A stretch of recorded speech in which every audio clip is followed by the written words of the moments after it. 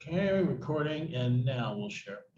Okay, so today we are supposed to be looking at the sixth consideration, which says it's another mode of the weakness of the planets, which comes about in 10 ways.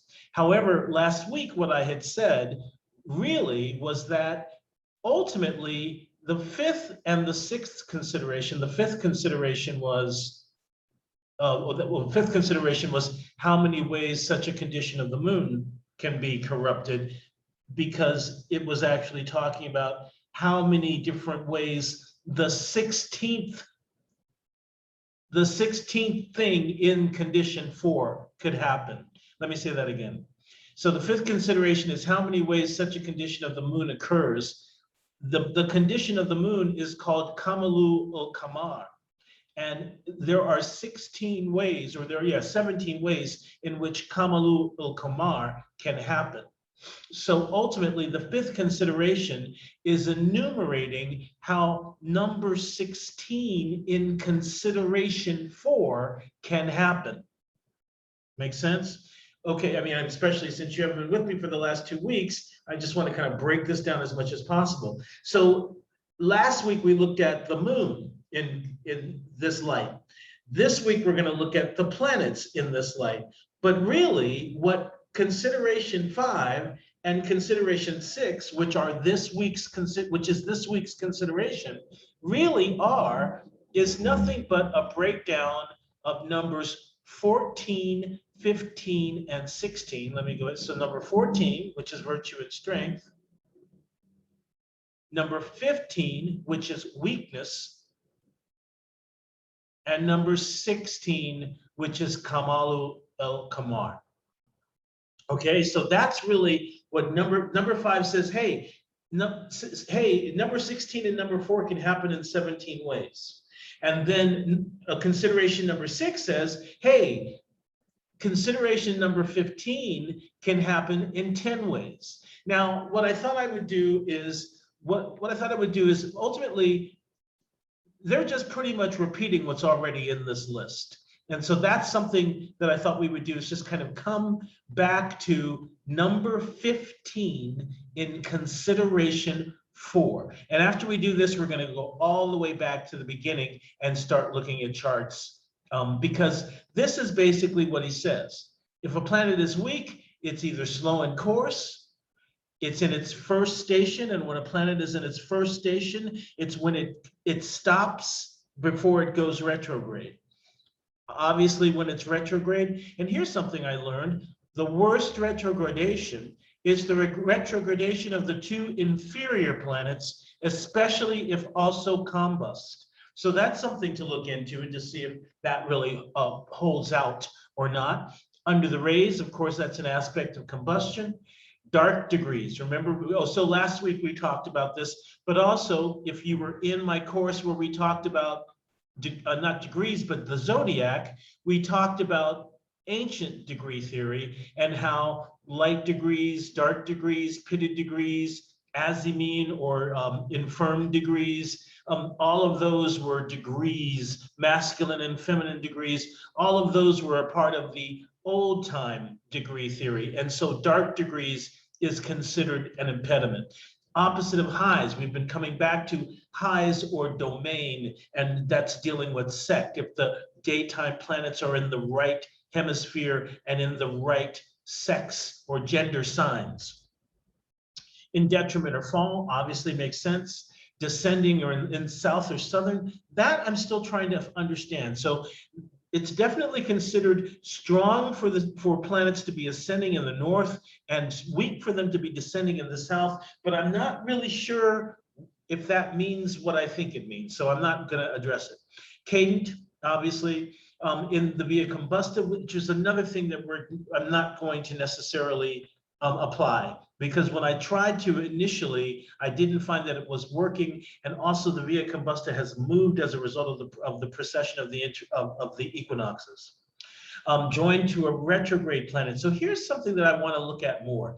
When planets are joined to planets that are either retrograde, that are impeded themselves, or that are in their own detriment or fall, right, or cadent, right? So here we have a whole list basically when planet A is joined to planet B in any of these. And when they use the term joined, that's something that we've been learning through the course of this particular workshop. When they use the word join, they mean in an applying aspect to. So that's join means applying to. So that's really, really important. That's something that's actually one of the 16 things in consideration for. We're gonna, like I said, we're gonna go back, but joined versus in disregard. So that's applying versus separating. Joined to a cadent planet when the planet is not received. We went really deeply into reception, not last week, but the week before. And then when the planet is peregrine. Or maybe we did last week. No, it was the week before, when the planet is peregrine. So here we have all of these things where the planet is applying to a planet in some kind of impediment. So 1, 2, 3, 4, 5 different considerations here. Then we've got these two when we come back to the planet itself, when the planet is not received and when the planet is peregrine. And then, of course, void, of course, that's one of the 16. And then 3 superior, now this is cool. When the 3 superior planets, he means Mars, Jupiter, and Saturn, are west of the sun, so are occidental or in feminine quarters. And the feminine quarters are from 1 to 4 and 7 to 10. And so the opposite is true for strength. So when the 3, when the 3 minor planets are oriental of the sun and in the masculine quarters, that's supposed to be good for them. So when the sun is in feminine signs or quarters, it's the opposite for when the sun is supposed to be in good condition.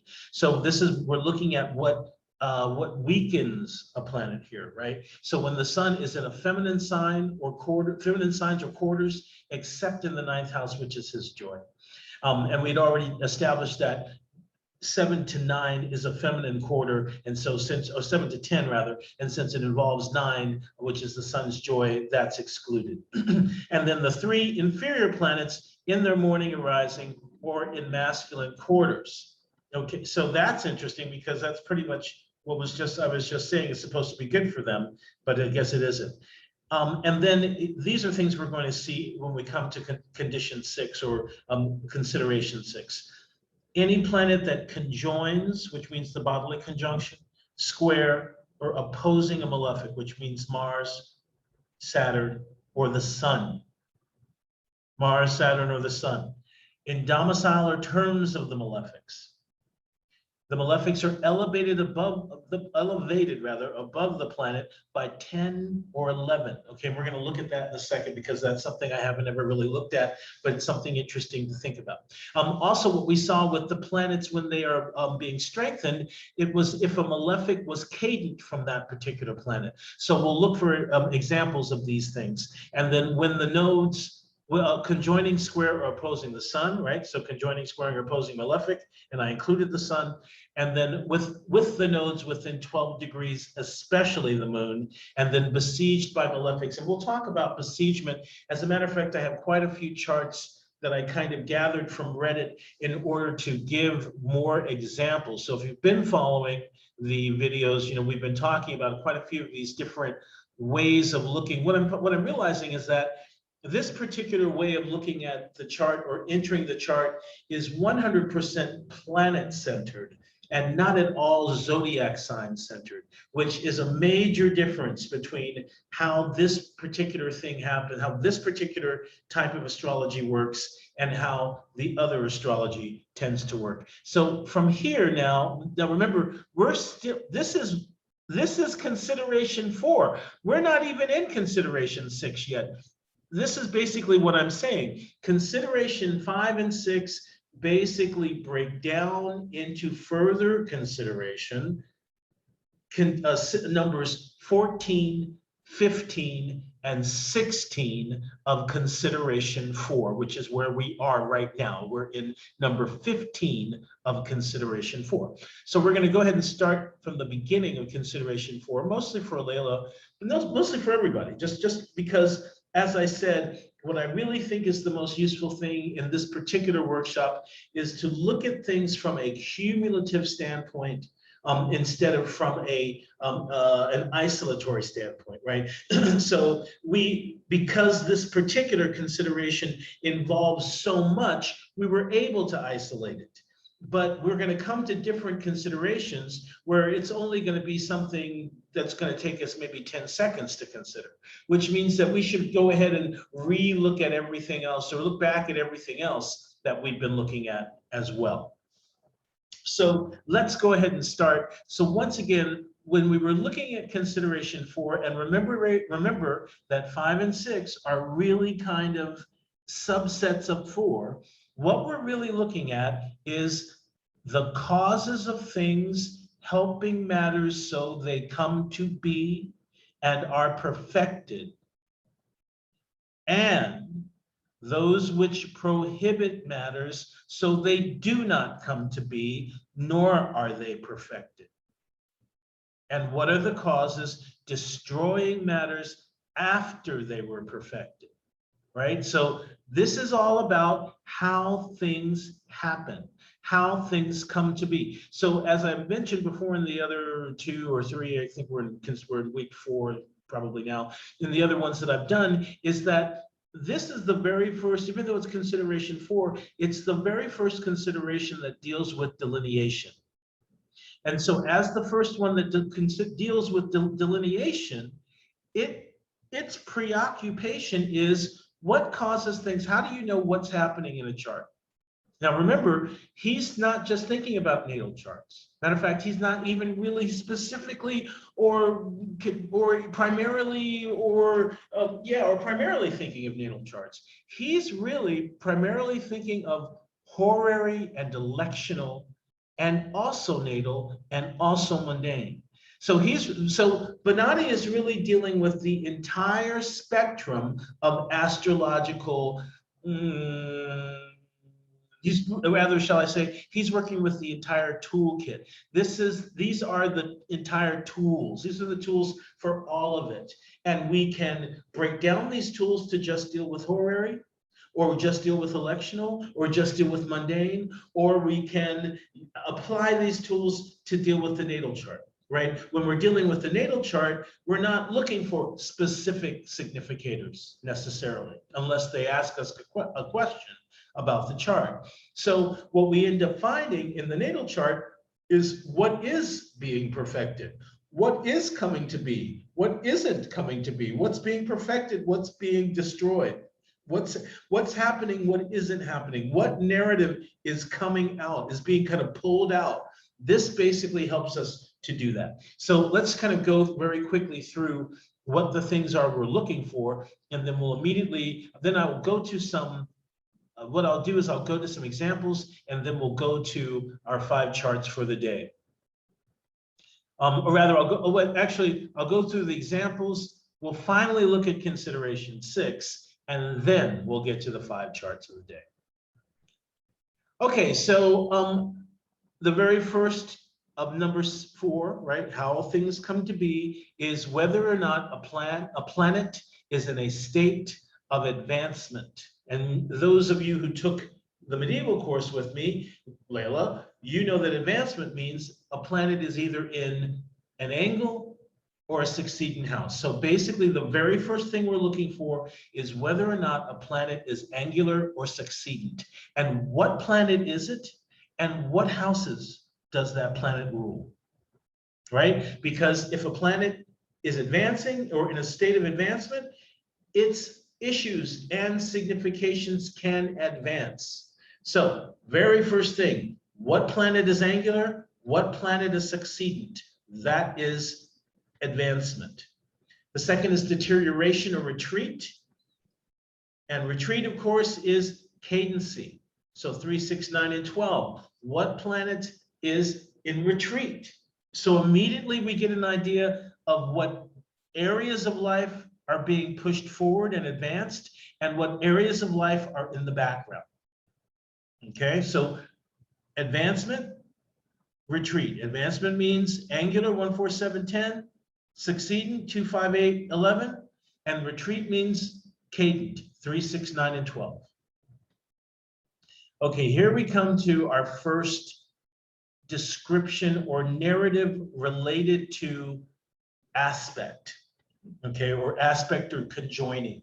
So the third is conjunction or connection or conjoining. Conjunctio is a term that they use. Conjunctio, as you can see, applicatio.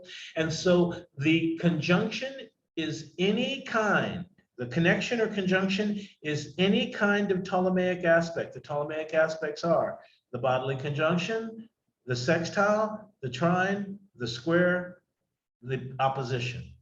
So any of those, as long as they are applying. So what distinguishes an applying aspect?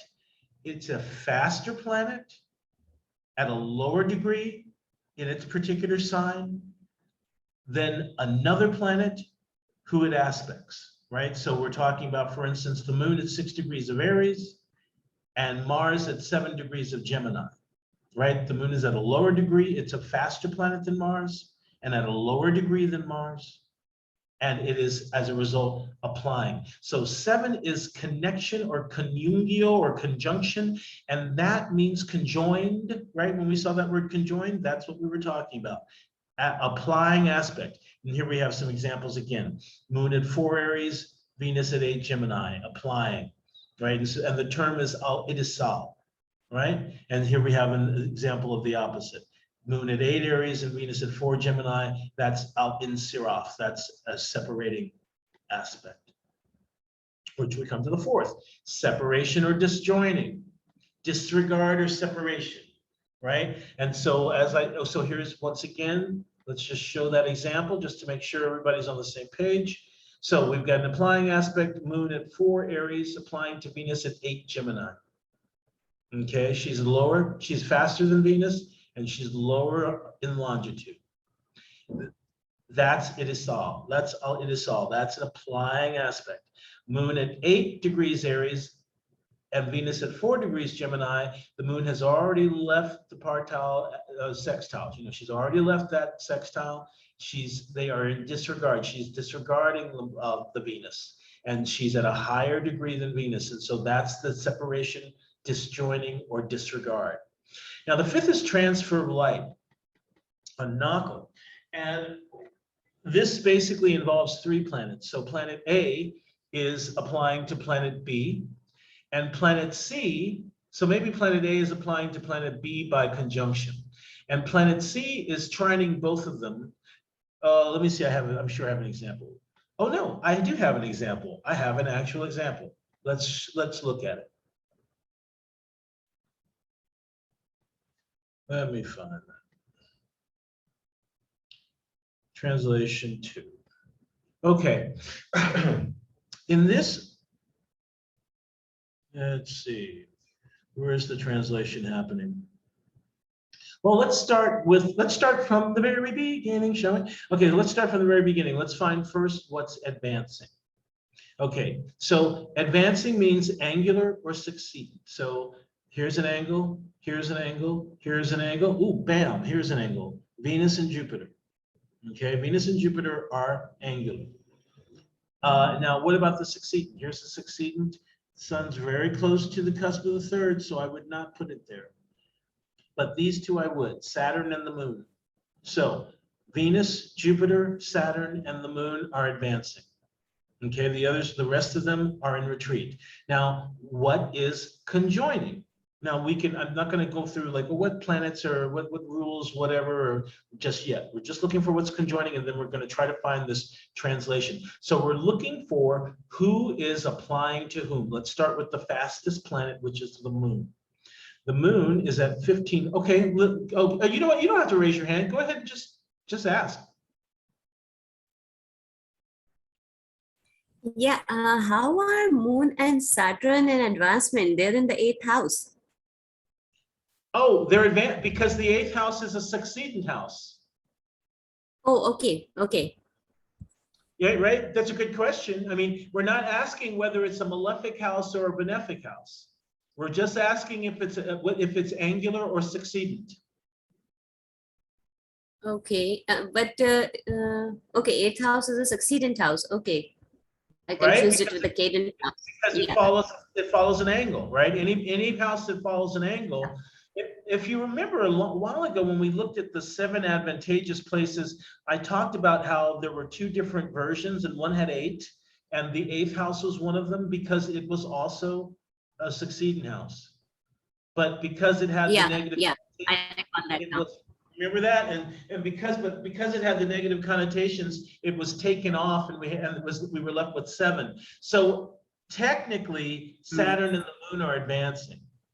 Well, let's just say it that way. But we also know, and we haven't added that other layer of interpretation of what it means to be in the 8th house to it at this particular point.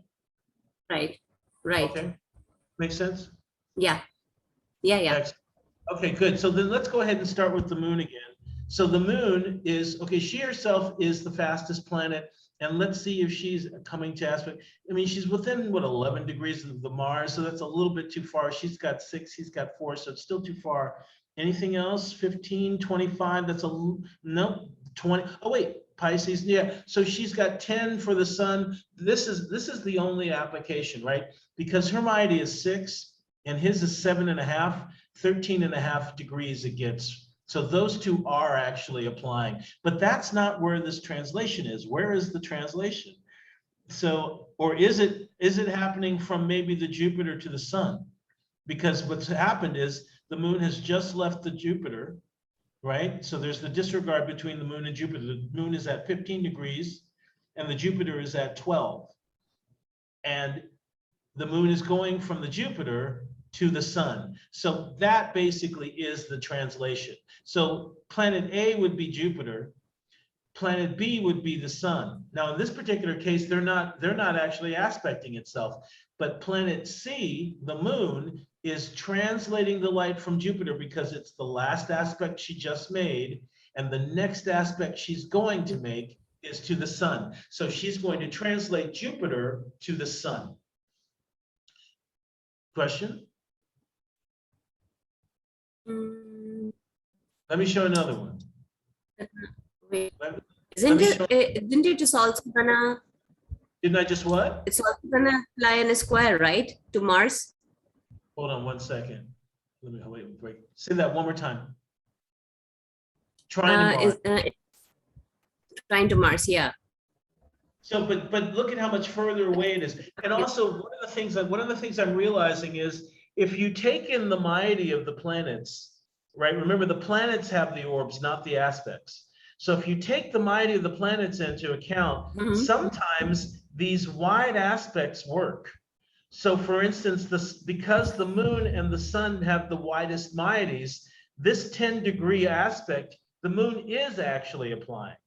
But Mars only has like a 4-degree moiety. So 4 plus 6 is 10. So it's just outside. So I would say, okay, the moon hasn't quite, they haven't quite reached each other yet, but it's about to. But they're definitely, they are within moiety to be within the opposition of the moon and the sun. Okay. Okay. See, so that's basically Right. why, because the moon has 12 degrees, which we would cut in half. So she has 6 degrees in front and 6 degrees behind. And the sun has 15 degrees. We cut that in half. He's got 7.5 in front, 7.5 behind. So 7.5 plus 6 is 13.5. And they're within 10 degrees, right? So that is definitely going on.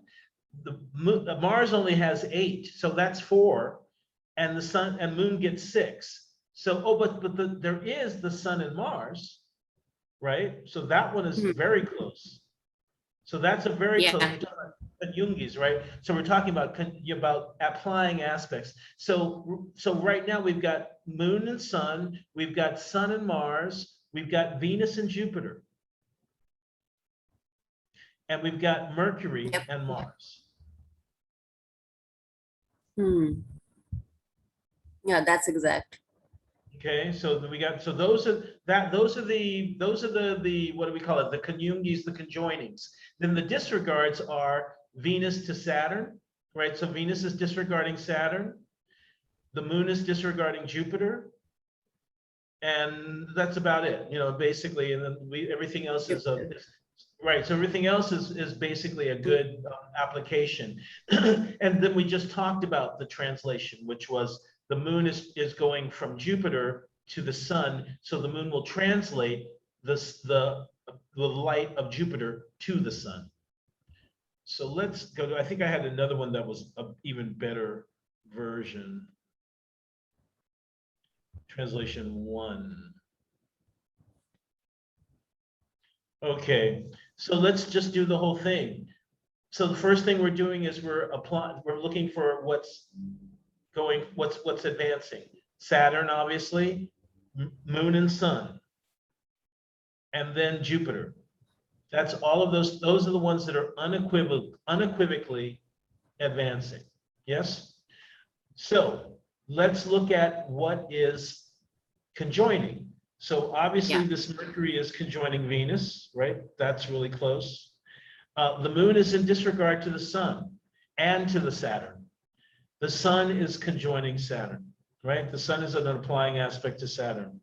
Oh, I see what I probably did. Oh, and look here. Okay. Oh, okay. That's what it is. So notice here how the sun has just separated from the square of Jupiter, and he's about to go to the opposition of Saturn. That's a translation. Okay. So basically, the sun is translating Jupiter to Saturn here. Now, this chart has another thing that we're gonna. I'm sorry. Do you have what you say, or were you just kind of ruminating it? No. I'm just trying to make myself understand. Okay, so let me start with the sun again, because that's where this translation is happening. Remember, translation involves 3 planets. It has to, right? Because a third planet has to translate the light from planet A to planet B. And think about it this way. Imagine if this were, imagine if this were, we're just going to use nonsense here. Imagine if Jupiter were the ruler of the ascendant, Saturn were the ruler of the 7th, and the sun were the ruler of the 10th. Okay, this is pure hypothetical.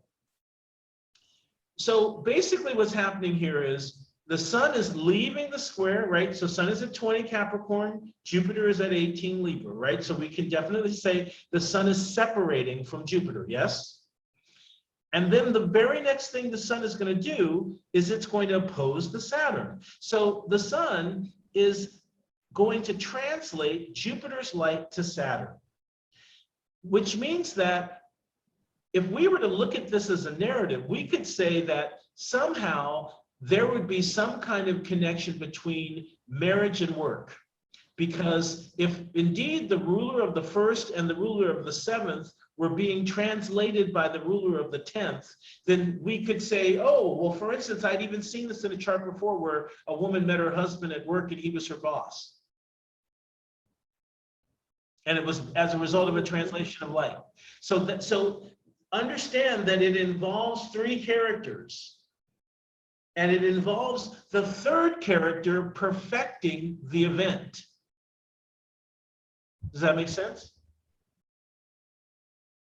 Now, in this chart, let's actually use this chart as its own. Yeah, so the ruler of the 7th is involved, and so is the ruler of the 9th and the ruler of the 6th. And so is the ruler of the 2nd. So this is ultimately a T-square, right? This is a T-square.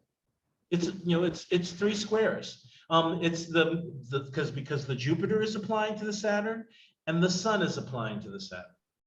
However, what really is happening is the sun is translating the light to Saturn by opposition, to the light of Jupiter to Saturn by opposition. So we know that this Saturn-Jupiter connection is not going to be easy and enjoyable, right? It's going to be difficult. We also know, however, and this is why I'm saying this chart has quite a few different interesting things that we've talked about in the last few weeks. We also know that not all squares are malefic, because a square with reception is actually a good square, because what we know from the last 2 weeks is that reception destroys evil or gets rid of evil. So if a malefic planet is received, it takes away some of its evil. If a square happens with reception, it takes away some of its evil. Now the opposition, not as much, but the square definitely. And so we found that there were squares that were very malefic, and then there were squares that were less malefic, and all of it has to do with reception, which is something we'll go into later as well. All right, so when we did that, what we see here is that obviously Saturn is exalted in Libra and is the ruler of Capricorn.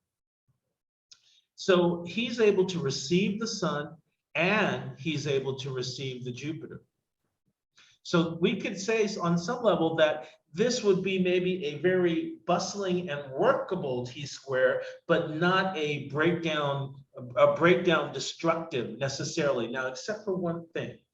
Well, not except for one thing, but let's come to it because remember, we're only at what? We only got to what? Number 4, number 3. Remember, there's 16, right? We just looked at number 1, which was advancement. Number 2, which is what isn't advancing but retreating, right? What's cadent? Number 3, we're just at number 3 was with what is applying, and then what's separating. So we're just working with that right now. The next thing, number 5, is what's translating. Is there anything in translation? And then number 6 is something called collection, which is for instance what Saturn did when the moon applied to him. Because the moon took Jupiter, the moon took the sun, and Saturn got the light of all of those people from the moon. So there's these 2 things. One's on Natal, which is called translation of light or transfer, which we were just talking about, which the sun is involved in here with Saturn and Jupiter. And then the other is called aggregation or collection, jam, which is what the moon did when it applied to Saturn, because Saturn being the very last thing that the moon would do, it received the light of everybody. So the moon, Saturn has already received the light of everybody, but he's going to get a double whammy of Jupiter and the sun when the sun hits him exactly. Okay, question? No, it's clear. Beautiful, thank you. Okay, good. All right, so we're just at what, number 5? I mean, that's kind of a point about just kind of how huge some of this okay, so that was number 5, transfer. We just talked about number 6, which is collection. The next one, number 7, which is prohibition, which we'll get to. If I see it, we'll talk about it. What basically prohibition is if, let's say you have 3 planets. Do I have a little example down here? Yes. Okay, so it can happen in 2 ways. By bodily conjunction, which if you remember, do you remember we talked about assembly, which is essentially what a stellium is, which is when a bunch of planets are within 15 degrees of each other? Okay, so instead of a stellium, we deal with assemblies, not stellium, right? So it can happen by conjunction, and it can happen by conjunction and aspect. So here, the first example here is by conjunction. Venus is at 8, she's the fastest. Mars is at 12, he's the second fastest, and Jupiter is the slowest. Mars is going to get to Jupiter before she does, therefore he prohibits Venus. So we talked about this remember, this is once again in relation to how things either come to pass or are destroyed. Prohibition is a way in which things do not happen, right? So for instance, if I was asking, am I pregnant? And Venus was the ruler of the 1st and Jupiter was the ruler of the 5th, this prohibition would say no, right? Because instead of getting a chance to get to Jupiter, Mars gets to her first and cuts her off.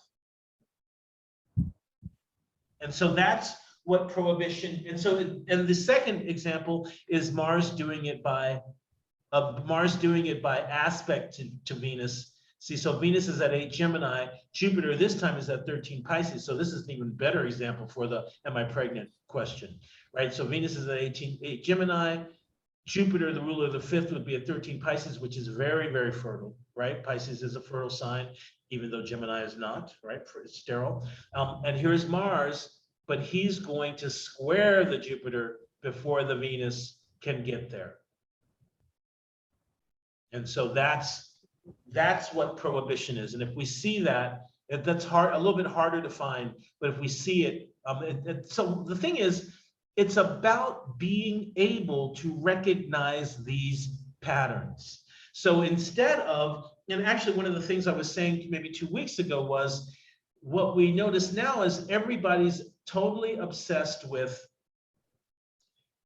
my complex configuration. Do I have a stellium? Do I have a T-square? Is that a grand trine? Is that a kite? How about my castle? Is that a Star of David? You know, you see this all the time, right?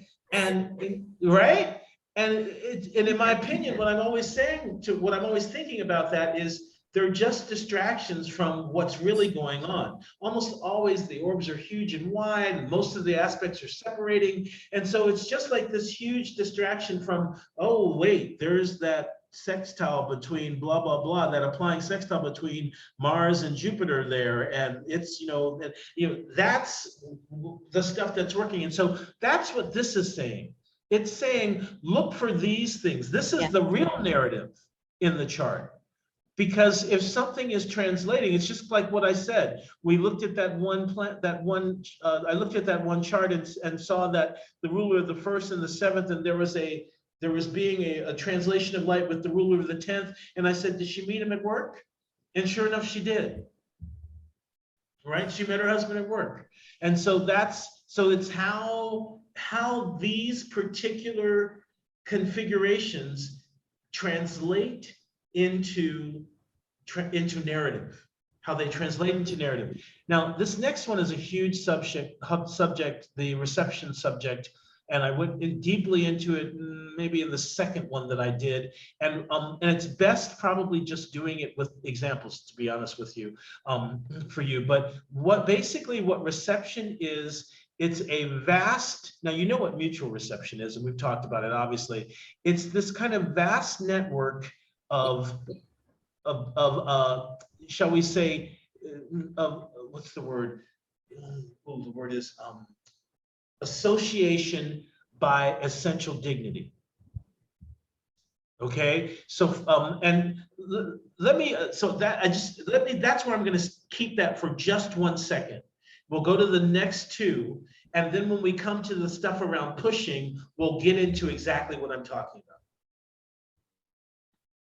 Okay, so the next is void of course, right? So if something is void of course, that's something to look at. That will do what? Prohibit something from happening, right? Granting or permission. I wasn't able to find this one. Gafa al-Qabul. I wasn't able to find this one in the Al-Qabizi. It was the only one I wasn't able to find. Return of virtue or disposition. Believe it or not, that was in the other one. We'll talk about that one. Let's talk about that one, because I think you're going to find this fascinating. You're going to find it fascinating because, in my opinion, this is something we need to be looking at. So basically what return of virtue means is when a planet A applies to planet B, and planet B receives planet A, but it's either combust or retrograde, and it can't receive it. So it pushes, so it gives back the virtue. And there's two, so let's say, so for instance, look at my example here. Mars is in Capricorn, applying to Saturn in Pisces, right? So Mars is in this particular case is in the sign of Saturn. This is what we would call a classic reception, which is also called pushing nature, which is when planet A, which is Mars, is in the sign of planet B and is applying to planet B. That's what's happening here. This is pushing nature. So Mars is pushing nature to Saturn. However, Saturn is combust and can't receive it, right? So normally he would, but because he's combust, he can't receive it. So he pushes it back onto him. And it can still maybe come to be if the return is with fitness. And so here are the three prerequisites for fitness. Planet B receives pushing planet A, right? So that's what we just saw up there. So that's a return with fitness. Now, if it's not receiving, planet A is direct, planet B is combust, and both are in an angular succedent. And then the third is if planet B is combust or retrograde or cadent from the angles, and the pushing planet is angular or succedent, right? So planet A.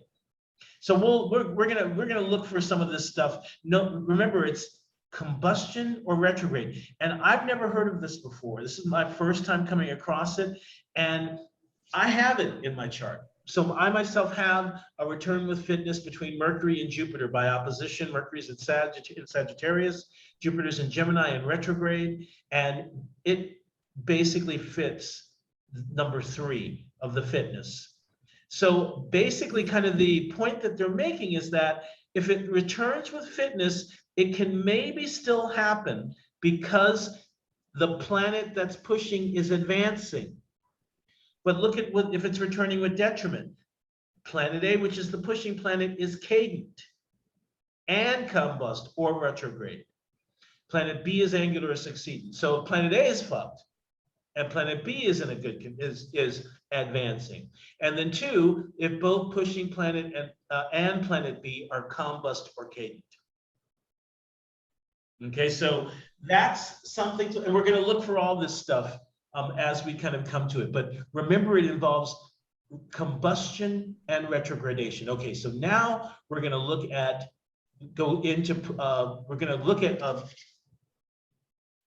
pushing and what's the word? Reception. Okay, so as I said, reception involves a vast association of essential dignity. And 4 things can be pushed, but we only are going to be looking at 3 things. Nature, power, and management. Those are the only 3 things we're going to look at right now. Notice also, only applying planets can push. That's our tongue twister for this particular reception thing. Reception and pushing are the same thing, okay? Not all reception involves pushing, but all pushing involves reception.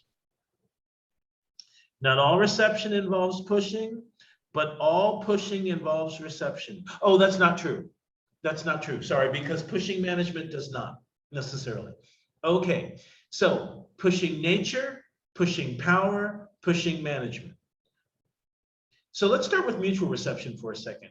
If planets are in mutual reception, they are in the sign of the other, right?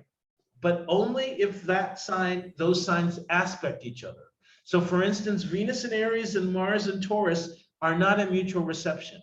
They are in what is called each other's generosity. It would really need to be Venus in, what would it have to be? Venus in Taurus, Mars in Scorpio, or Venus in Scorpio, Mars in Taurus, right? Or even better would be maybe something like Venus in Cancer, Moon in Taurus. Okay, that's a mutual reception, right? Because the signs aspect each other, and the planets are able to aspect each other as a result. The strongest mutual reception involves an applying aspect.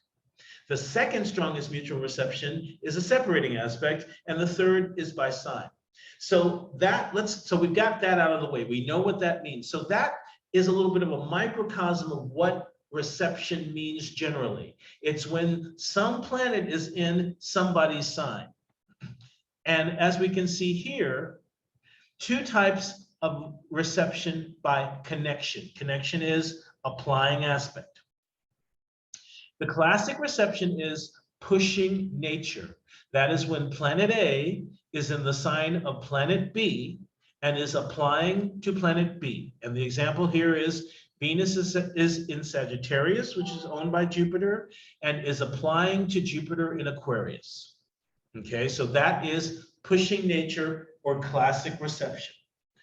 In order for that to happen, planet A has to be both in the sign of planet B and applying to planet B, which means what? It has to be a faster planet than planet B and in a lower degree of the sign that it's in. 2, a reverse reception is what I call a blah, blah, blah with reception. Planet A applies to planet B, who is in the sign of planet A. In this particular case, it doesn't matter what planet, right? Venus is in Sagittarius, applying to Mars in Libra. That is a sextile with reception. The earlier example, Venus in Sagittarius applying to Jupiter in Aquarius, is Venus pushing nature by sextile. Okay, so that's the difference. Hey, we got, oh, you came back. Or maybe you weren't gone or you switched. Hey, so hi. So I've got 2 versions of you on on here now. Did you miss anything, or did you hear everything, or do I need to say anything over? Or are you just you're just joining? Yeah, sorry. I'm very late. I've got Layla. See, I've got Layla Akbar here too, and so I'm like, I thought she had just left. Okay, sorry, you're just have to get us where we are. Now you've been to fair enough. You've been to 1 or 2 of them already, so I don't think you're going to be too far behind. And we're just coming to. We're just going to start looking at charts in a second. So when we get to, we're going to look at everything again. You know how I am. Okay, so once again, though, so yeah, right. So okay, once again, I'm going to just go through this again just for you, and then we're going to move on. So we've been talking about reception. I've been going deep into it. So the reception, deep into reception right now, and we're looking at the classic reception, which is pushing nature, which is when planet A is in the sign of planet B and is also applying. So once again, in order for it to be applying, it has to be a faster planet and in a lower degree. So Venus in this case would have to be at, shall we say, 10 degrees of Sagittarius, and Jupiter would have to be at 13 degrees of Aquarius, right? So for that to be an applying aspect.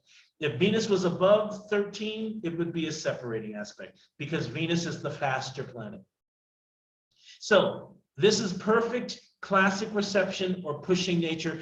This is what we call pushing nature by sextile. Venus is pushing nature to Jupiter by sextile. The next one is the reverse reception, which is when planet A is applying to planet B, who is in the sign of planet A. And our example here is Venus at 10 Sagittarius and Mars at 12 Libra. Okay, so it doesn't matter what planet, as long as the planet is in the sign of planet A. Right, so that is a sextile with reception. So the classic reception would be Venus pushing nature to Jupiter by reception. And the other one would be Venus sextiling Mars with reception.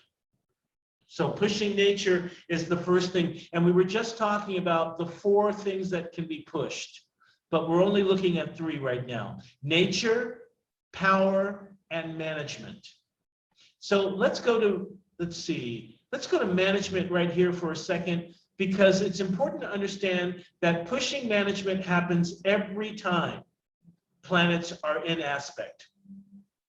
It does not require dignity, because all that gets impressed is the rulership duties of the pusher.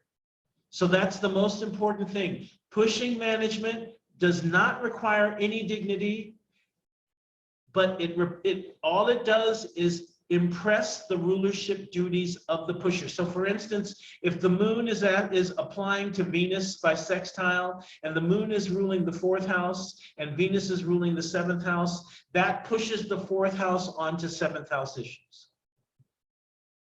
So that could mean that the father gets along well with the husband, right? Because it's a sextile and it's Venus and the moon, right? Because it would push 4th house, or it could also say that the husband owns real estate or something like that. So that's how pushing management works. And it's happening all the time. Whenever we look at aspects between planets, we're always saying, oh, now what house does that rule? Oh, and what house does that rule? Oh, so that's connecting those 2 houses. That's pushing management. That's pushing management. And we're gonna look at all of this in charts. I promise. It's gonna be so much easier in charts because I can see the consternation on your face. But just remember, think about your chart ruler, which would be the ruler of the first house, right? And if your chart ruler is applying to any planet, then it's going to apply itself to that house that the planet rules. So let's say it's applying itself to the ruler of the 10th. That means that you're going to really go for achievement, or let's say it's by square, or you have issues with your mom, or you see what that's how we read it. That's how we read the chart. That's how we've been doing it. We just didn't know it's called pushing management. We've already been doing it. Now we have a term for it. It's called pushing management, and we're going to look at all of it. And then the next reception is called pushing power, which is when a planet in its own sign is applying to any other planet. Then it pushes its power onto that planet. And we're going to look at charts in a second. What's good is we've come to what's relevant to our actual week, because what I've been telling Layla and what I said last week is that both consideration 5, which we did last week, and consideration 6, which we're doing this week, are really just a breakdown of number 14, which is virtue, the power of the stars, the virtue or strength, 15, which is the weakness, and then this thing called Kamalu al-Kamar, or the evil condition and corruption of the moon. That's 14 and 15 and 16 of number 4. So basically, number 5, consideration 5, and consideration number 6 are a breakdown of number 14, 15, and 16. So let's go to consideration 5 for a second, and then we'll go to consideration 6, and then we'll look at charts. So as you can see, I started here with number 16 and 4. And as we see here, 5th consideration is how many ways number 16 can happen. So this is going to make sense with what we're going to look at for this week, because almost all of the same of the things are the same. Almost all of the conditions are the same. So when the moon is combust, that's one of the first ways the moon can be ruined or impeded. In degrees of own dissension, which means obviously in Scorpio, or in Scorpio or Capricorn. Combust degrees, which is when she's opposing the sun within 12 degrees. So that's something that's kind of newish. When she's joined to the malefics, remember, join means any aspect, but remember, any aspect including the conjunction, not just the conjunction. Joined, whenever we see the word joined or conjoined, it will always mean an applying aspect. Always. So when we see this word joined, always it's going to clue us. Is the moon applying to? Is the moon applying to one of the malefics by corporal conjunction or opposition or square? So the malefics would be, in this case, Mars and Saturn. When she's with either of the nodes within 12 degrees. When she's in Gemini, and when she's in the end of signs, right? So because the ends of the signs are all the terms of the malefics. So that's why, and also the ends of signs generally are considered to be old age for all of them. So planets at the end of all the signs have a tendency to be feeble, to be enfeebled.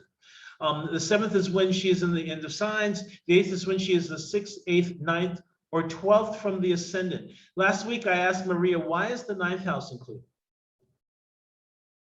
6th, 8th, and 12th make sense. Can either of you tell me why the 9th house is included? The 9th house is included because it's the opposite of her joy. The moon's joy is the 3rd. And the 9th house is the joy of the sun. So last week, we were actually talking about this. And actually, Maria had a really interesting example. So off the cuff came this example for me of basically witches being burned at the stake, because of course the 3rd house is the house of sects, S-E-C-T-S, and pagan sects, things that are opposite of the orthodoxy. And so ninth house representing Orthodox Christianity, patriarchal religion, Orthodox God, ninth house representing God. And so when the moon would be in the ninth, it would be like a witch being burned at the stake, right? The third house, or when the ruler of the third is in the ninth. And one of the things that she told me, she had the moon in the ninth. Maria has the moon in the ninth.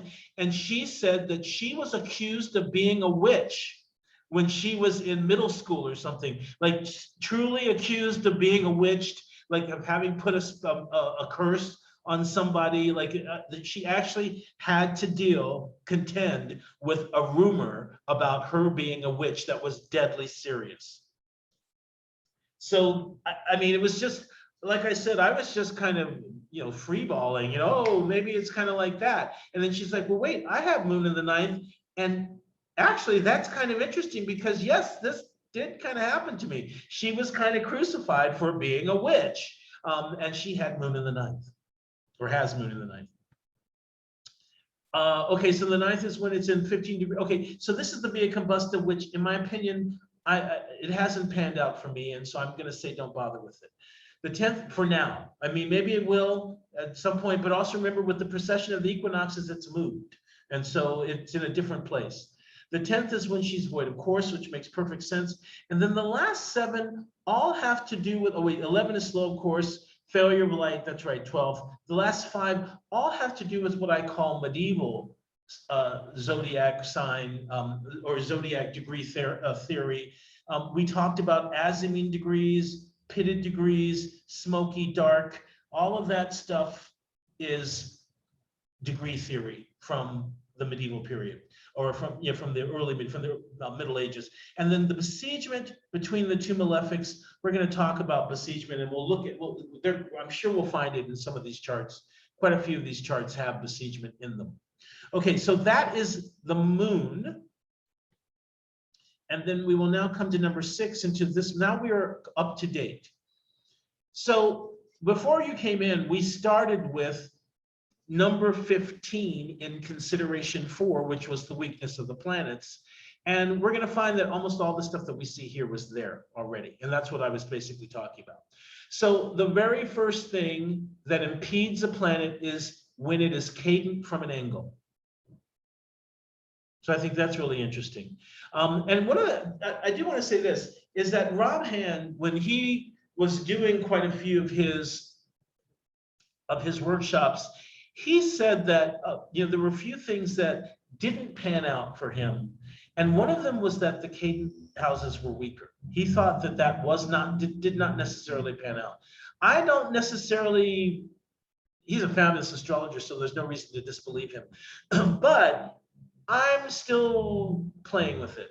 I haven't seen anything to say absolutely no, that's, no, cadent houses are just as strong as any other. And as a matter of fact, what I'm noticing, especially in lieu or in light of these things that we're looking at, is almost every time I read a Reddit question, the planet that represents the question is advancing in the chart. So the planet is either angular or succeeding almost every time. So if they're saying something like, oh, I'm feeling anxious and scared and petrified and paralyzed, that's Saturn. Sure enough, Saturn's in the 7th or in the 1st or something like that. And almost every, would you think being in the arts would be a good thing for me? Oh, Venus, there she is in the 10th. Almost every single time. So this is definitely something to look at. So something to think about. And as a matter of fact, did I lose you guys? Sorry. There we go. Good. Here we are. Yeah, I think I had a little blip. Okay, so let's get back to the thing here. I may have to move to a little better situation to get a little easier.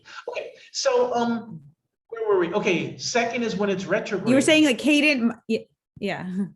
That cadent doesn't necessarily, yeah. So I'm saying let's investigate. Let's let the spirit of inquiry lead us as far as that's concerned. Yeah, and I don't know if you buy into this at all because it's a more modern thing, but I was reviewing some of the information about the Goklan studies last night, and the only statistical findings were 12th house planets involving like certain professions. So like, I don't know. I just say let's get as much information as possible and then see kind of what happens. Yeah, exactly. So you get as much as information. You know, remember, once again, astrology was about observation, right? Originally, it was about observing the stars, right? And so, and noticing that, oh, wait, when Mars and Venus are together, oh, I always have the best sex. You know, I mean, it's that kind of thing that they were understanding, you know, and it's so that's kind of my point is we just need, all we need to do is really just be as careful, look as closely, be as careful, take as much notice as possible, and you know, just take as much care as possible. It'll show itself. That's all we're asking, is for it to show itself. Okay, so when it's retrograde, so this is another thing, it's that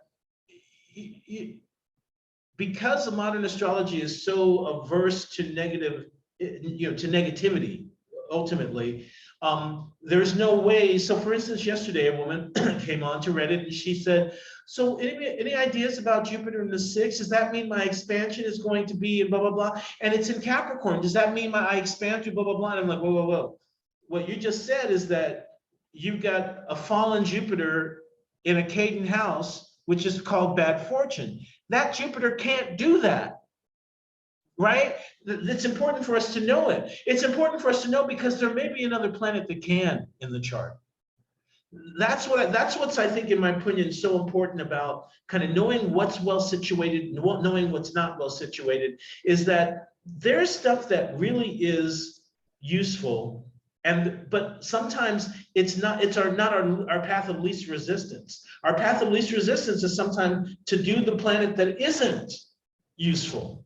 And so we have to kind of retrain ourselves to do that. It's not in always every chart either. That's the thing, mind you. But if it is, like for instance, she didn't show her chart. All she did was ask about her Jupiter. But if we had had a chance to see her chart, we might have been able to say, oh, girlfriend, hey, look at your Venus. Let your Venus be your Jupiter instead, or something like that, which is something I've been thinking about a lot for myself because I've got a fucked up Jupiter.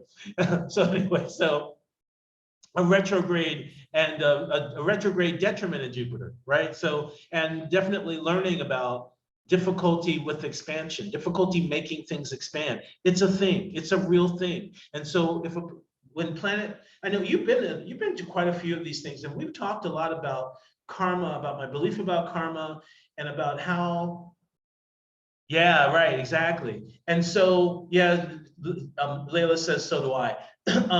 And one of the things that I really believe is that karma, the thing about kind of the karma that you can't change, there's karma you can change, karma you can't change, and karma some of which you can and some of which you can't. I really believe that when we come to things that are like in fall and retrograde, that's karma that can't be changed. That's my belief. I mean, it's still out, it's still up for grabs or whatever, but from what I'm seeing, usually when we find a planet that's in fall and retrograde, that's a karma, that's a negative karma that can't be changed, or a negative karma that can't necessarily be surmounted. Now, of course, if it's well aspected or it's got other things involved that can kind of shore it up or help it out, then that's useful. But remember, right before you got here, we were talking about return of virtue, and retrograde planets return virtue, right? So, which is something that we're looking at. So, we're going to just figure, we're just going to see we're going to see what we see. But retrogradation is considered in the medieval period, in the medieval and the Renaissance period, as an impediment, as definitely malefic.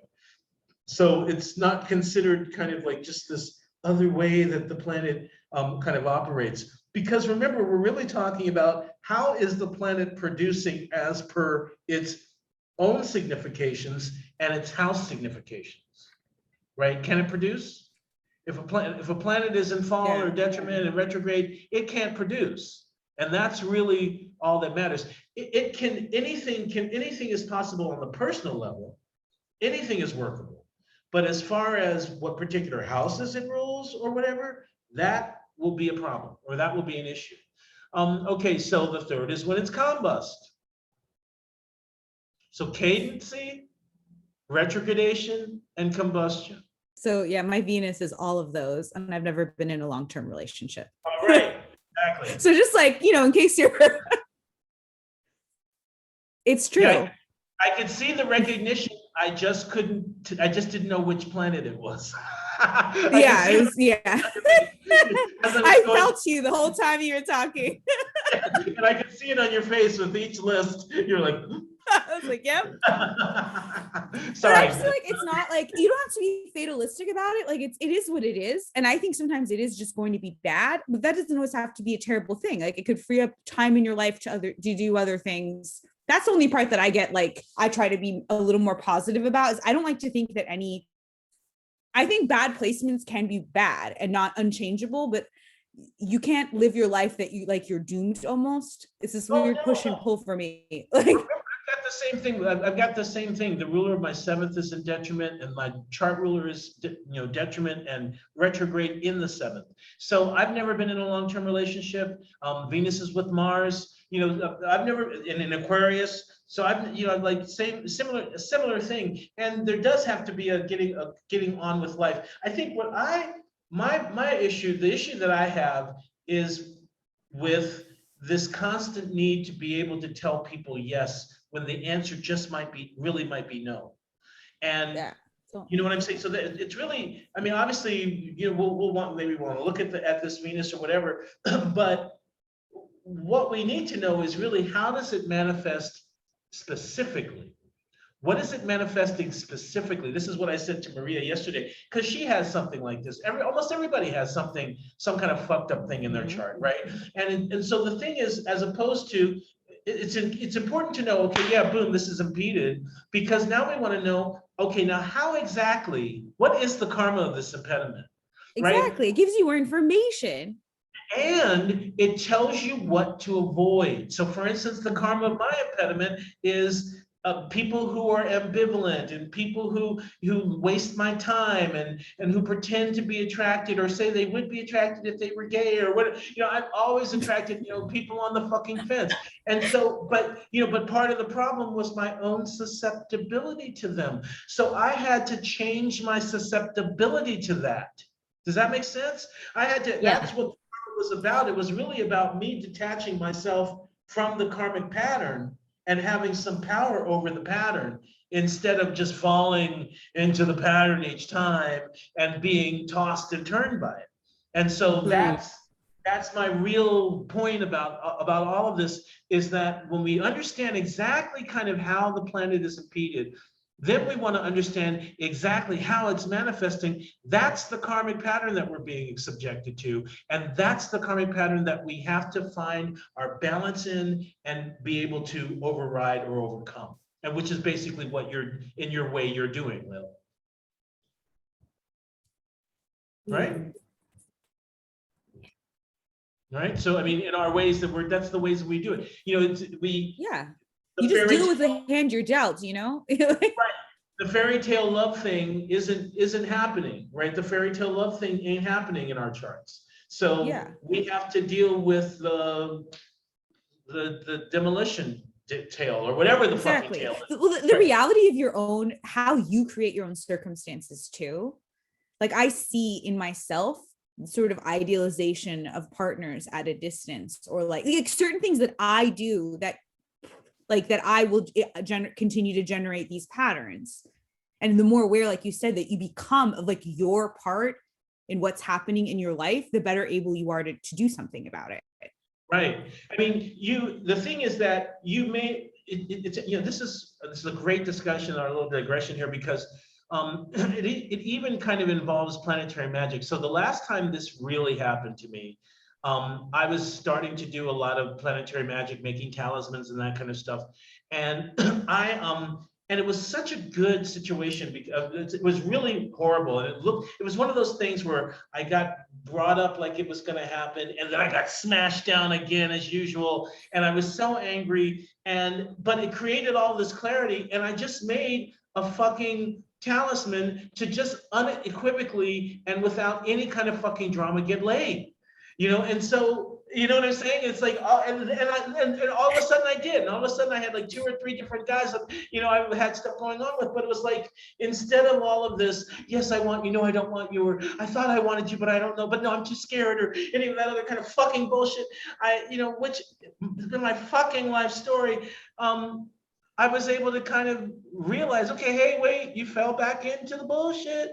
And what is it you really want, right? What is it you really want? This shit ain't working. Ask for something else you really want. And so I ended up getting that thing that I wanted. And so, I mean, it's really so difficult. for purely hypothetical purposes, how would you cast that talisman? That's another. Ask that. Yes, it's for learning experience. I want to learn. I'm here to learn about this. Knowledge is good, right? Honey, I'm getting y'all ready for so much. I promise you. I'm preparing you for so many different usages of astrology. You just don't even know. That's why we're wading through all this stuff here. Basically, remember, every planet has its significations. So remember, Venus is sex. And at the particular time, it was the Venus-Mars conjunction. And also Venus-Mars were conjuncting this fixed star named Prochiron. And so I basically made their talismans for fixed stars, they're talismans for planets. And I kind of combined a talisman for a planet and this fixed star together during the time that they were, kind of exact, and did my little ceremony. And then I ended up having, some fun for the next few months. And so, I mean, it doesn't maybe not always work or whatever, but like I said, there is what we're experiencing. Unfortunately, everybody thinks for some reason that we all deserve to have everything we want all the time. And New Ageness and this kind of New Aginess is a part of that. You can manifest anything. I mean, we want to have the things we want, but sometimes we can't have the things we want. Sometimes we try to manifest and we try to make these things happen, and it doesn't mean we're a bad person or we're not spiritual, right? Nowadays, it means if you don't get everything you want, it means you're not really fully spiritually, right? And which is completely stupid. Yeah. Right? If you're not financially prosperous, how spiritual can you actually be? It's like, bitch, spirit means spirit. What the fuck, right? But anyway, that's another digression. Let's go back to our impediments of the planets. Unless there's any other comments from, so one back to them, so we get them quick, and then we're back to talismans. We need to learn about that. That's what action is. That's a paid class. All right. So fourth is, we already talked about combustion. When one of them is in the opposition or corporal conjunction or the square aspect of one of the malefics, which Layla Akbar and I already looked at earlier in number 15 in consideration 4. When it is besieged by 2 malefics. So you'll know immediately, whenever you see a planet conjuncting Saturn, I mean, already we know that, or opposing Saturn, or opposing Mars, or squaring Mars, or squaring Saturn. We already go, ew, when we see that. Now we know that it's official, right? It's an official impediment, right? So it's an official impediment. It's to be noted. It's to be noted. So besiegement. I'm going to talk about besiegement in with examples, because it's kind of like translation. So Layla Akbar, remember, we're just looking at translation, except what you're translating is from one malefic to another malefic, and it's either by square or conjunction or opposition, usually. So it's basically going from one hard aspect to one malefic to the hard aspect of another malefic, being in between the two. That's besiegement. They also call it, is it occupation or something like that? Besiegement. Okay, 6th is when a planet is joined to a planet in its own dissension or its fall. So this is something we were looking at earlier today in the session as well. That there were a bunch of different ones where when the planet is joined, remember, join means applying. When the planet is joined or applying to planets that themselves are impeded. Right, so that means if planet A, like the moon, is joining Mars, who's in Libra, Okay, so that planet is in his own detriment. Or Venus is applying to Mars in Cancer, right? Right, this is any planet. And seventh, when it is joined to a planet cadent from the ascendant, or it is separated from a planet who was receiving it and joined to another who is not. Now, I never even saw that before. That's an interesting thing for us to look for when we get to our charts. The eighth is when the planet is peregrine. Now, if you remember when we talked about signs a while ago, we talked about peregrination. And one of the things that I remember it mentioning about peregrination was cunning. They used the term cunning for planets that were peregrine. And so even though peregrine is considered to be an impediment, there is an amount of cunning that's necessary because the planet is in a foreign country. And so if you've ever been in a foreign country, I'm in a foreign country right now. I have to figure out how I'm going to go about taking care of almost everything I have to take care of in this language. I have to figure out how they do things differently from the way that I do them and do them. I have to figure out how to get to where I'm going, especially when they don't sometimes have street names, when they sometimes don't have street addresses. There's all of these different ways in which you have to be canny or cunning when you are in a peregrine state, which I am in this country. And so planets that are peregrine are especially hyper aware, and two, are dependent on the planet that rules the sign they are in. Okay, so almost all of us have planets that are a peregrine. We all have peregrine planets in our charts. My Mars is an Aquarius. That's as peregrine as it gets. Okay, so that means that he's got to have a certain amount of awareness around him, and he's got to be dependent on Saturn for how he operates. Okay, and then the other thing was, what is it? It's going from a place that it has dignities to one that it does not. Okay, that was in 7, but this one, when it is in a place in which it does not have any dignity, or they are superiors followed by the sun, or inferiors pursue him. So if a superior is followed by the sun, the Mars, Jupiter, and Saturn would be oriental, and Moon, Mercury, and Venus would be occidental or west of the sun. So basically, Mars, Jupiter, and Saturn are east of the sun. Moon, Venus, and Jupiter are west of the sun. And the 9th is when the planet is with the head of the dragon or its tail, so with either of the nodes.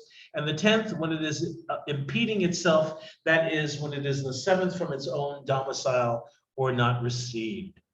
Okay, so everything that we've just looked at and talked about, we're going to now look at with a chart in mind. And we're going to go, like I said to Layla Akbar earlier, I think it's at this particular point, it's important for us to think about these considerations on a cumulative basis and look at them from that particular standpoint so that we can see everything. Okay, so the first thing we would want to look at is what's advancing, right? Advancing meaning angular or succeeding. Now, if you want, you can turn the mic off and participate whenever you want to, but I'm going to just open it to you to participate when you want. So 1, 4, 1, 4, okay, Mars and Mercury, 7 and 10, the Pluto, but we're not using him. So Mars and so the Uranus and the Pluto, but we're not using them necessarily. But Mars and Mercury, now what's cadent?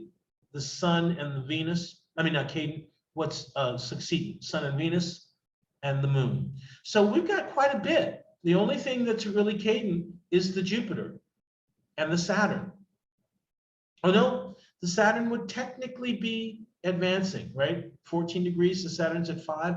So technically this Saturn is advancing. So basically really only this Jupiter is cadent. Only this Jupiter is retreating. Okay, so that means that the ruler of the ascendant, that's interesting, the Saturn.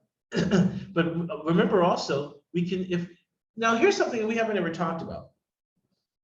Let's say that I'm a Capricorn ascendant, and my Saturn is fucked like this Saturn is. It's in Aries. Let's say it's even retrograde.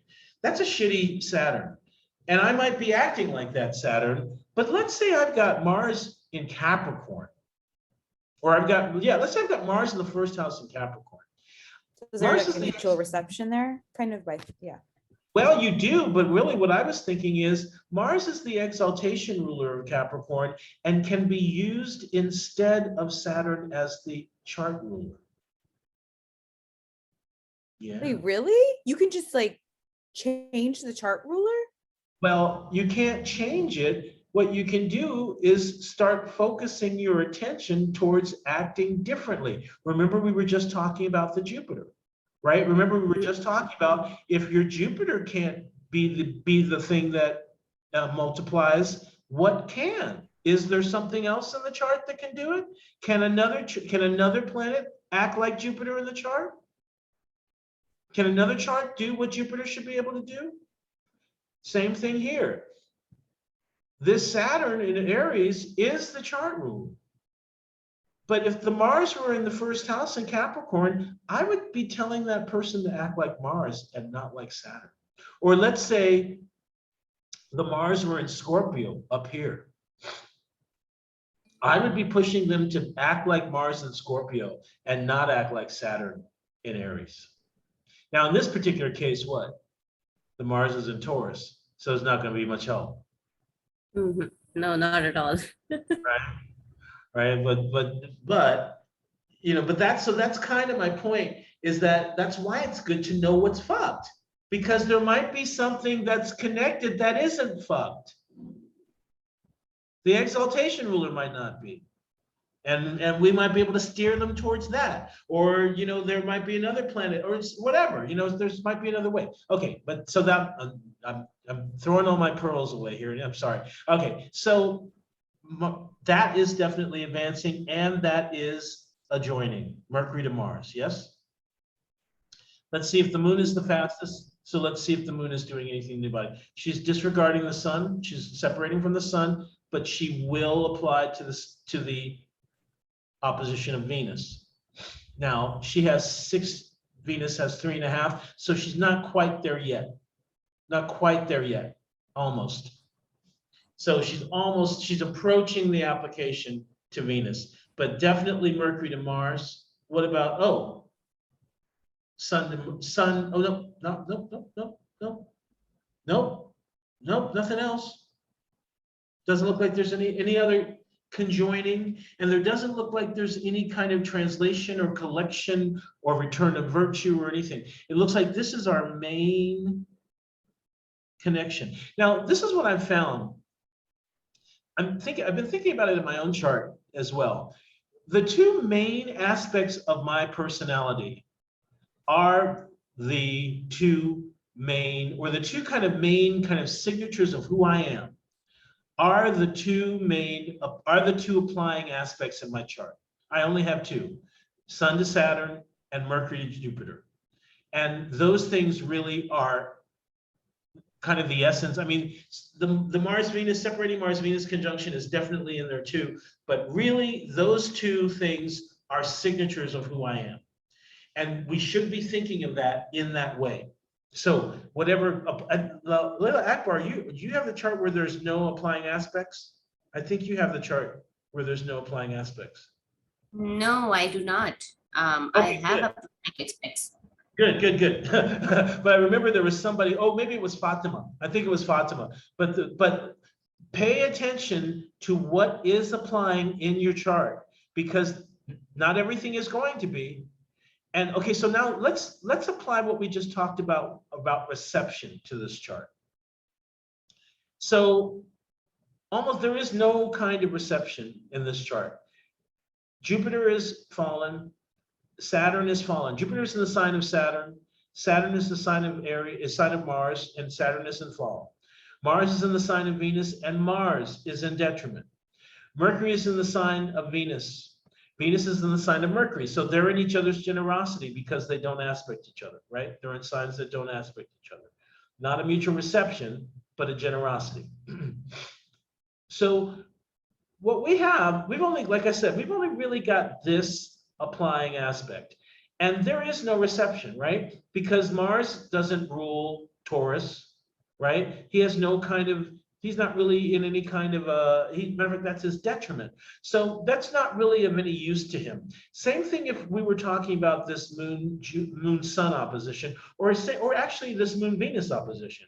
Moon is in Sagittarius, which is ruled by Jupiter. Venus is in Gemini, which is ruled by Mercury. There's no reception. So that means that not all aspects are created equal. And we'll get to them. We'll get to it when we see some others. But for instance, let's say So this in was here, does that, oh, sorry. Go ahead. No, good. Does the house placement of Mercury, since it, oh, what am I talking about? It doesn't do particular, no, it doesn't it? It does pretty well in the third, right? Does that It's help sort of? It's the fourth. Oh, I'm sorry. I was wondering why it was looked like it was out of house. It's in the fourth. And also remember Mercury, do you remember Mercury and the third house don't have anything to do with each other, right? Gemini, third house, none of that. We don't, yeah, Mercury and the third house doesn't have anything to do with each other. Remember, Mercury is, his joy is the first house, right? He's happy there. So he's gonna be happy in the first, he's gonna be happy in any of the houses that have his sign in it. But other than that, not necessarily, I mean, you know, he's just gonna be whatever house he's in. So this is the only thing that's happening in this chart as far as an application. None of the other stuff that we've talked about. Now let's look for, and there are no reception. There are no receptions in this chart. Now let's look for, well, we already know what planets are fucked up. Okay, so we're looking for impediments of planets. So we know that the Mercury is joining the Mars. That's an impediment for Mercury, right? Because it said if it was joined in a conjunction, square, or opposition to a malefic, that would be an impediment. So Mercury is impeded by this conjunction. And Venus, you know, the opposition is never useful. Also, we can say that the moon is impeded because he's in the combust degrees, which are the opposing degrees, 12 degrees from the exact opposition. So the moon is impeded by being in the combust degrees. Venus is impeded. She's retrograde and she's retrograding into combustion. She's underneath the rays of the sun. Jupiter is impeded. Jupiter is in fall, he's retrograde, and he's in the 12th house. Saturn is impeded. Saturn is retrograde. He's in the second, but he's with the tail of the dragon. So this chart should have some issues. There should be some stuff going on. This person should go through some stuff, right? This is not an easy, enjoyable experience. Almost every area of life has a smear of some sort that this person has to deal with. You know, so the karmic challenge, there's a karmic challenge inherent in almost every area of life, is how we could then see what we're looking at. Okay, I'm gonna move on to the next chart in respect, especially since we didn't have any receptions. That was unfortunate. I was hoping to see some. Okay, Honeybee. 1, 7, 10, 4. Jupiter and the moon. And maybe I would give it to Mars. Maybe to Venus too. I mean, Mercury and Venus. Maybe, but definitely Jupiter and the moon and Mercury, Mars, and Saturn. Ruler of the ascendant is Venus. And see, now here's the thing. Here's an example where I would say, hey, maybe not. Because it's in fall. Mm-hmm. Oh. She's in fall, but the good thing about it is that Mercury is with her, right? The ruler of Virgo is there. So that's the night. So here's a place in which this Virgo is impeded by being in detriment and being close to the 12th house, but she's helped by being with the ruler. And look, oh, as a matter of fact, yay, we've got reception. We've got an example of what is called pushing power. Pushing power is when planet A is in its own domicile or exaltation and is applying to any planet. Mercury is in Virgo, which is a domicile and exaltation, and is applying to Venus. So he's able to take her under her aegis. Now this S here means that Mercury is stationary. So we don't know which station. We don't know which station. If it's the first station, he's going to go back. He's going to go away from her. And if it's the second station, he's going to go towards her. Towards her. Yeah. Right. So we don't know which station he's in, but we're going to assume he's in a second station and he's going towards her.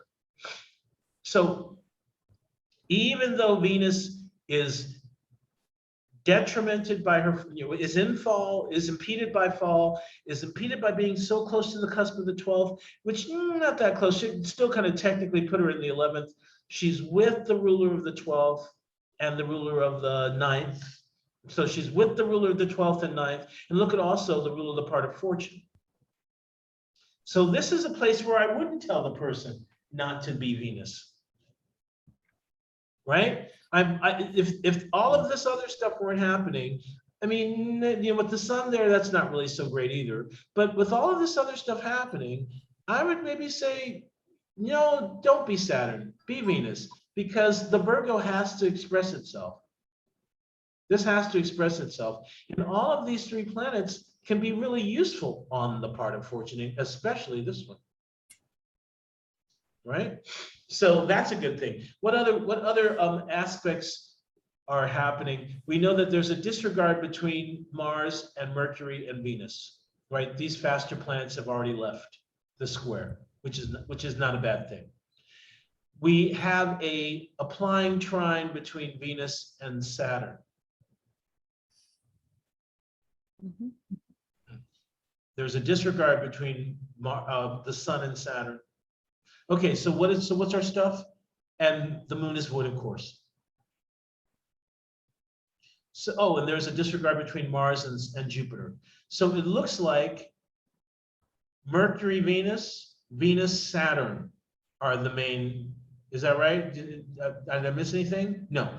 And then do we have anything with, and we did. We had an example of pushing power with Mercury and Venus. So Mercury, planet A in his own sign and exaltation, applying to Venus.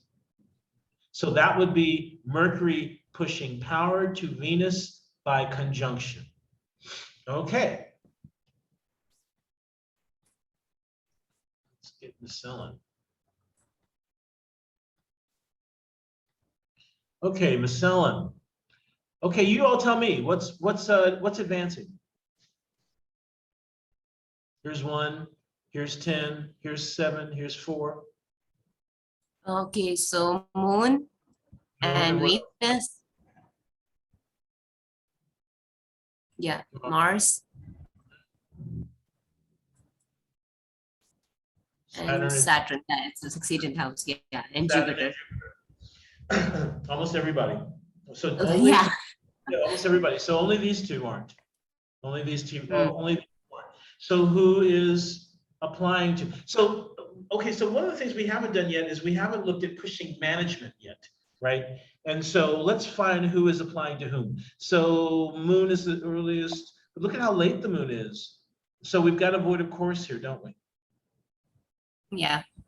Okay, so we've got a void of course, the moon is void of course. So already we know that that's an impediment to the situation, to any situation, because right, the moon is the co-ruler for everything. She's also in fall. So this, and also look, she's advancing. So that means disappointment with whatever the house area that the moon represents is going to be. So we can tell that, so two things I'm going to probably make a conjecture about.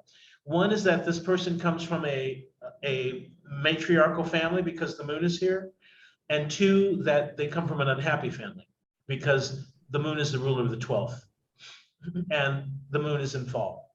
So that's why I was saying there'd be disappointment about whatever the house the moon rules, that would be advancing. we would be able, that should be something that we know about them. Now, if you remember, well, not if you remember, but last week I had mentioned that almost everybody that I'm using these charts from gave me a little bit of information about themselves. Let's see what Miss Ellen told us about. Cannot travel from place of origin and sexual trauma. Okay, so those we were asking for people who either wanted to move from where they are but couldn't, and then also looking for people who had had any kind of sexual trauma in their life. And you know, the Mars Venus can be something of that nature that can show. Also, what I tend to notice is any kind of 8th house connection with Venus or with the ruler of the 7th can sometimes. Let's see if there's anything with that. Look, so there's a separating square between the ruler of the 7th and the 8th.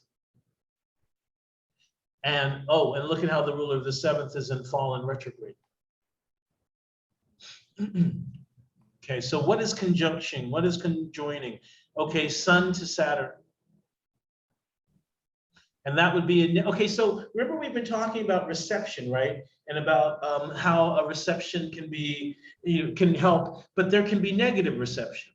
So a negative reception is when a planet is giving detriment or fall to another planet. And so here, the Sun is pushing detriment onto Saturn, who's already in fall. Here. How is Sun pushing detriment? It's in Leo. Yeah, how is it pushing detriment? Because of the house place? Leo is the detriment of Saturn. Oh, okay. It's not its own detriment. Yeah. It's the, Well, see, okay. there's two things happening. Actually, thank you for bringing it to my attention. There's two things happening. The Sun is pushing nature, and the Sun is pushing power. Okay, so the Sun is pushing power to Saturn because he's in his own sign and he's applying. But the power he's pushing is Saturn's detriment. Okay.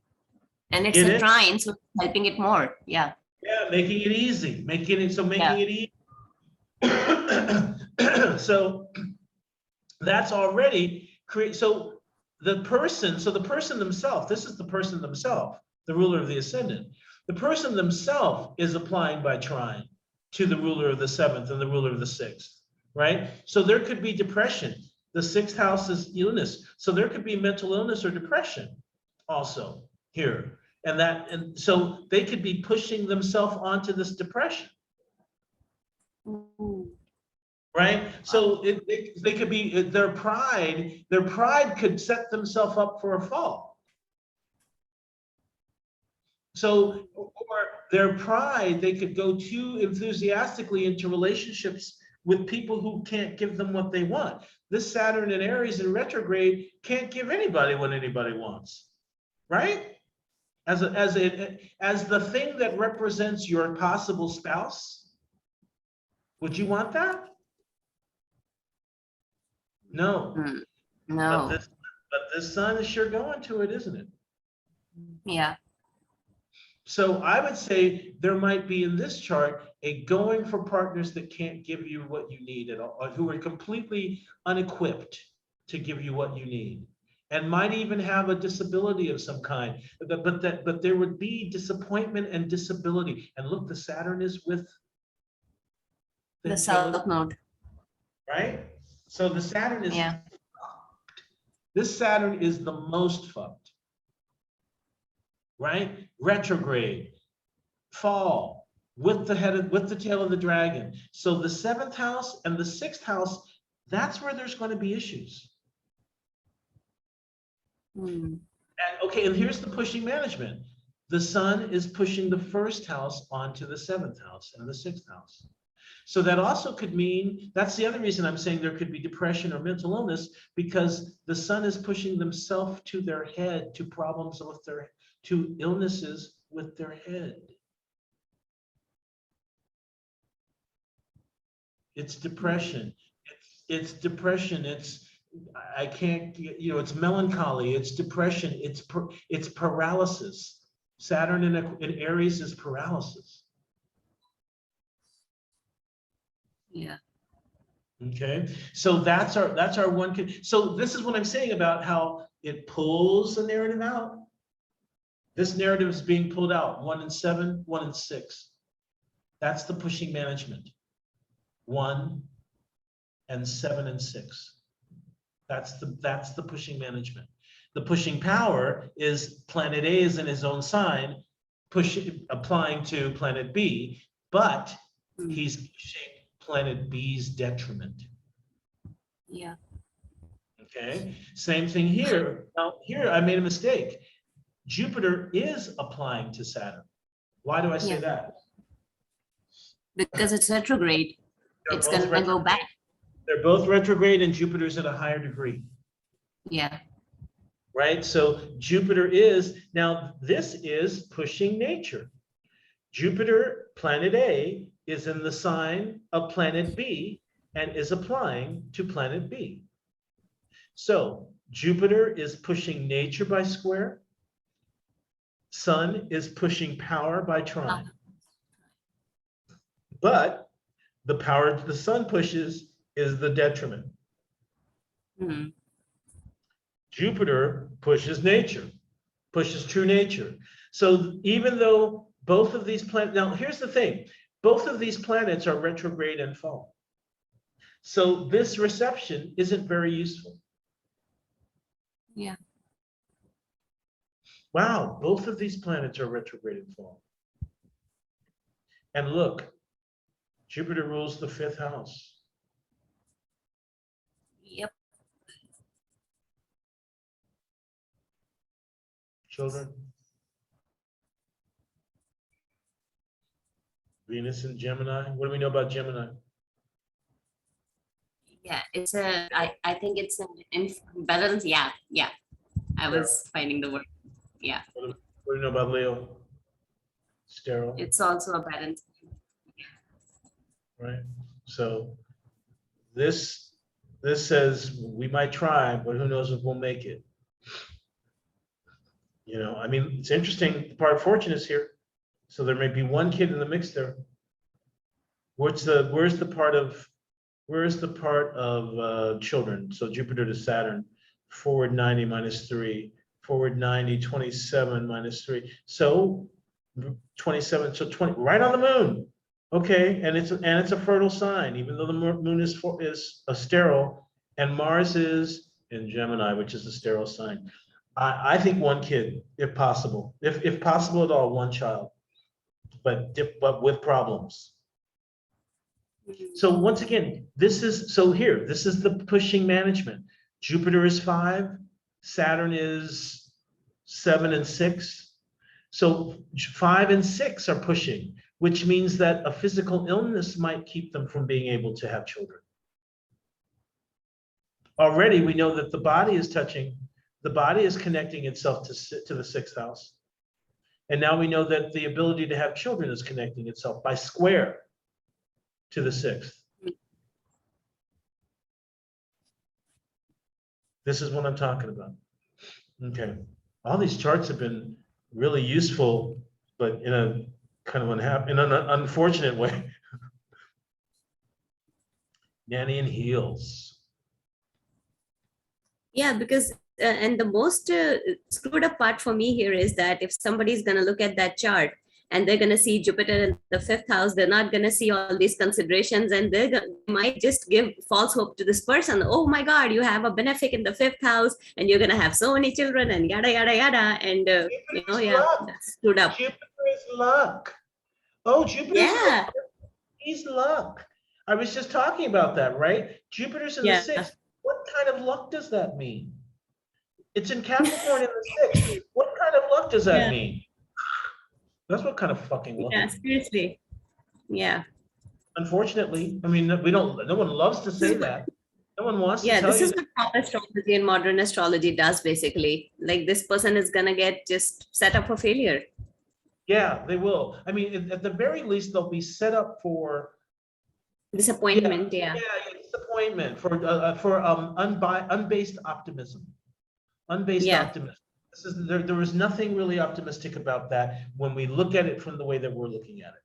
Okay. Yeah, and it's like they're gonna put their efforts in a place where it might not be fruitful. Based on that. It happens all the time. I see it all the time. Okay, what's advancing here?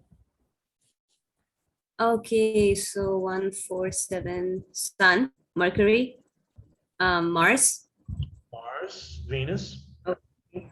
Yeah, Venus. I think that's it. Okay, and what is what's it? What's conjoining? Mm. Okay, so Mars and Venus. I mean, Moon yeah, and Venus. Moon and Venus. Yeah.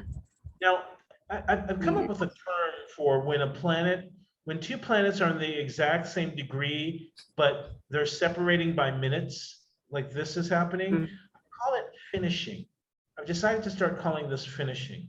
And so Moon and Jupiter are finishing their exact aspect right now. So I kind of consider it still, I basically consider it still applying until the faster planet leaves the degree.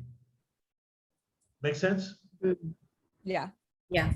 Everybody else does something different, but that's kind of how I'm seeing it right now until someone shows me something different.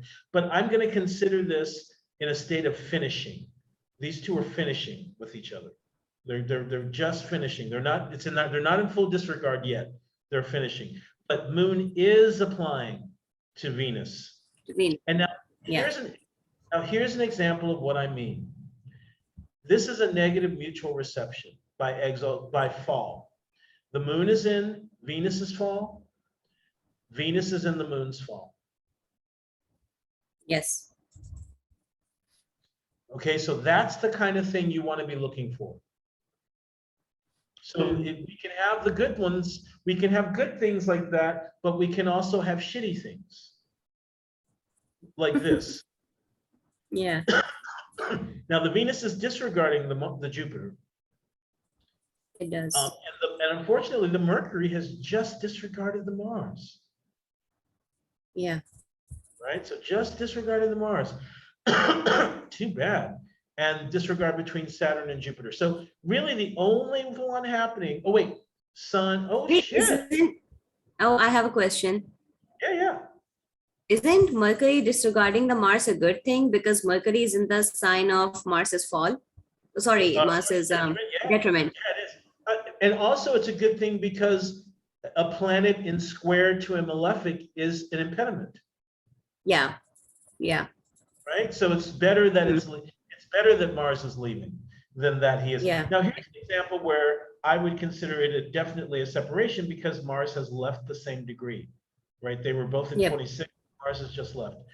But yes, so technically this Mars is impeded by this square to Mars. I mean, Mercury is impeded by this square to Mars. Yeah. Now, Venus would have been, if this were necessarily a well-placed moon, this could have been decent for Venus or even the Jupiter. Right, the Jupiter is retrograde, but he's in her exaltation, so that's actually kind of good. So this trine to Jupiter is helping her, but this sextile to the Moon, in my opinion, does not,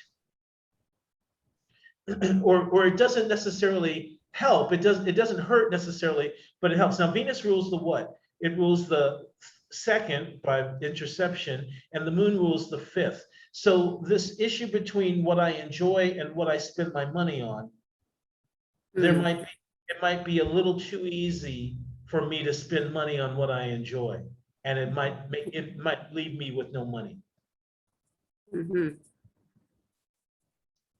Or and more than likely, the things might be a little bit girly too. So maybe I like risque lingerie. Maybe I've got a thing for corsets or lingerie or something like that. That uses up my money. So something, but that's basically kind of what so 2 and 5. So that's the pushing management, right? The pushing management is between 2 and 5. And it's the only one in here. So it's the main one. It's the main thing that we'd be looking for. So the two main ones in my chart are Sun, Jupiter, and Mercury, the Sun, Saturn, and Mercury, Jupiter.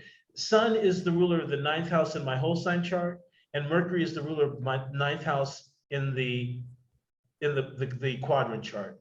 And both, both rule astrology. They rule, the ninth house rules astrology in both of those. So I thought that was really interesting. Okay, Snoo Macaron. Okay, Venus, definitely. And oh, this is that weird chart. Oh, that's right. This one has one of those weird charts that's because they live in Denmark. Yeah, exactly. So what would be, so using this chart, now, I mean, I could, hold on a second. Just let me get Snow Macaron and whole sign.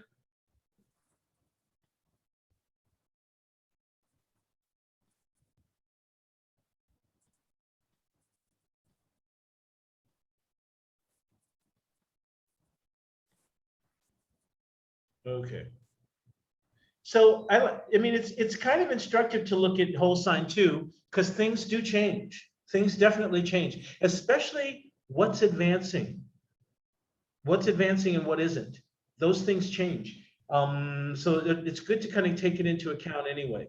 There was a guy that was on Reddit a little while ago who, oh God, it was so typical, but it was so like he wanted us to make everybody also use whole sign charts because he didn't feel comfortable reading a quadrant chart, seeing quadrant charts because they were inaccurate. It's like, fuck you, dude.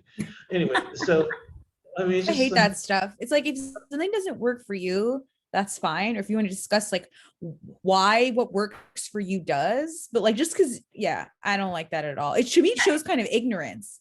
Yeah, Of it course. should be more than I don't like my chart in certain setting and I like my chart in certain other setting. It shouldn't be that. The reasoning shouldn't be that. It should have a solid reasoning.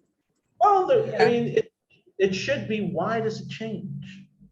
Why does Yeah. it change? Why? I've And always remember- found that access to be kind of difficult though, because astrology, I would say, is like a lot of applied theory, but there is a divinatory aspect too. So like it shouldn't just be what resonates, but like some of it is kind of what resonates, isn't it? Or not to you at all? well, I mean, the thing is, it resonates by being correct. I'm more interested in accuracy than resonation. I mean, you can resonate with anything. And mostly what you'll find is people are resonating with descriptions of themselves. I don't give a fuck about that. I want to be able to describe everything in your life. It resonates when I describe everything in your life. Remember what I said is when you're a good astrologer, it's when you are able to tell them what they already know, but you shouldn't. Yeah. Yeah. That's the divinatory aspect of astrology. That's where the divination comes in. We are diviners. It is divination. That's why I was saying the ninth house is divination. And for me, my two applying aspects involve the ruler of the ninth. Applying. So in application, in both cases. And so that's what I'm saying. Whole sign and otherwise, and quadrant sign, I've got confirmation. I can confirm it. It's not with the same planets. It's not with the same aspect. It's not with the same blah, blah, blah, but I can confirm it. And so that's what we should be able to do. Now, so remember, the weakest link in astrology is the astrologer. And that's basically what I wrote to this guy. It's like, look, Yeah, the weakest true. link is, That's true as fuck. right? And it's like, just because you can't read it doesn't mean it's wrong. Mm. I've known many, and a very accurate astrologer, myself included, who reads with quadrants. So you're wrong. So you're wrong, dude. It's not inaccurate. You just can't read it. I'm sure you also too, there's probably been examples where like if you're too close, like if you want a certain outcome, again, like you're a human being, like you have to watch almost your own personal bias when you're looking at things. Yeah. There we go. Yes. Matter of fact, as a matter of fact, in my opinion, that's the whole exercise. The whole exercise is the scratch and sniff element of your bias and scratching it away and scratching it away until you can really see it. Because, I mean, remember, what does everybody ask about in these Reddit things? Tell me about my love life. Tell me, am I going to be famous? Am I going to be rich? And blah, blah, blah, right? And everybody really wants that shit. So they can't. So even if they were good readers, they might not be able to see it. Yeah. Right? Totally. They're going to find a way to make it say yes. And the worst thing about modern astrology is everybody else is too. Yeah, it's just too much coddling going on. Right? It's just too much of a fucking circle jerk. Okay, so Jupiter and Saturn and Mars. What else? Venus. Jupiter, Saturn, Mars, and Venus. Those are the things that are advancing. What is conjoining?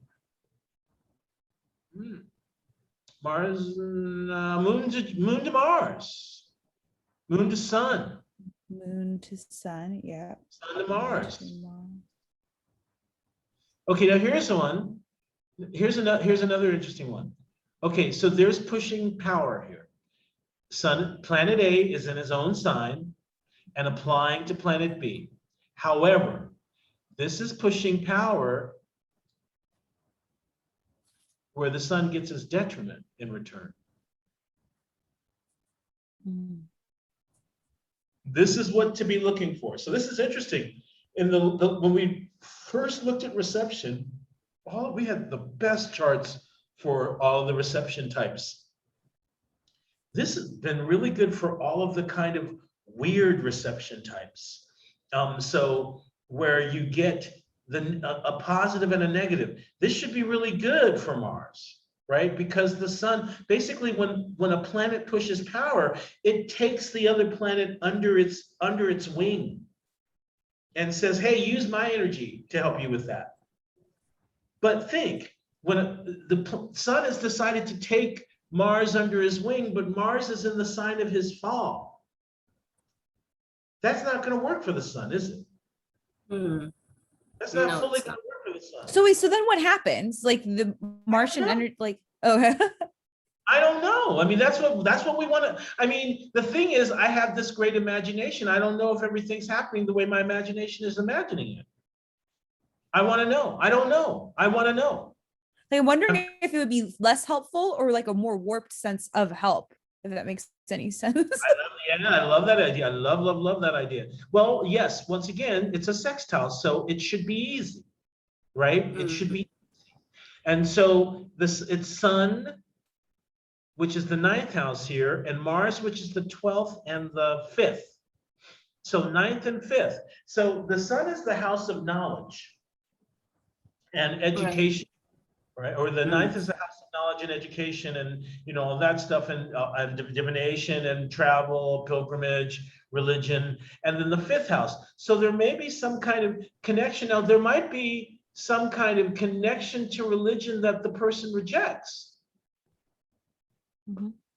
Or there might be some kind of rejection. Because remember when we talked about the 9th house, we talked about Mars being what? Rejection of religion. Yes. Dissent. Mars was dissent. So now we have the ruler of the 9th. So what we have here is the ruler of the 9th in sextile to Mars, who is the ruler of dissent. And who is in the sign of the ruler of the 9th's fall. So that says to me that maybe they came from a religious background, but they decided they didn't want it, or they weren't able to fully accept. They come from some kind of religious tradition that they're not able to fully accept, is maybe what that says to me.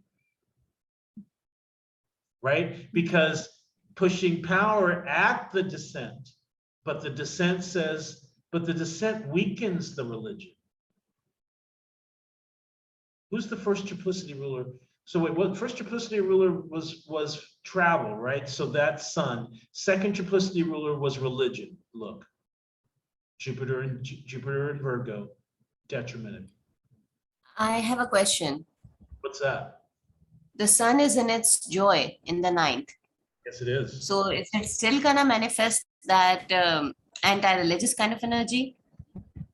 It can manifest religion. It can manifest divination, right? This person's into astrology. Maybe they had to leave one like belief system in order to access one that makes better sense. There's definitely a strong access to dissent over orthodoxy. Hmm. That's what I would say. There is some religious orthodoxy. Look at how the moon and the sun are here together, right? And the So North Node, yes. right, and the North Node, so all of that stuff, and the moon and the Mercury, right? All of this, right? So all of that stuff is kind of pointing to the ninth house issues. So travel, religion, pilgrimage, divination, all of that stuff. But there's also this ease by which dissent can show itself. Now, also remember, Mars was the natural significator for pilgrimage, but Mars is in detriment. What did Snow Macaroon say about themselves?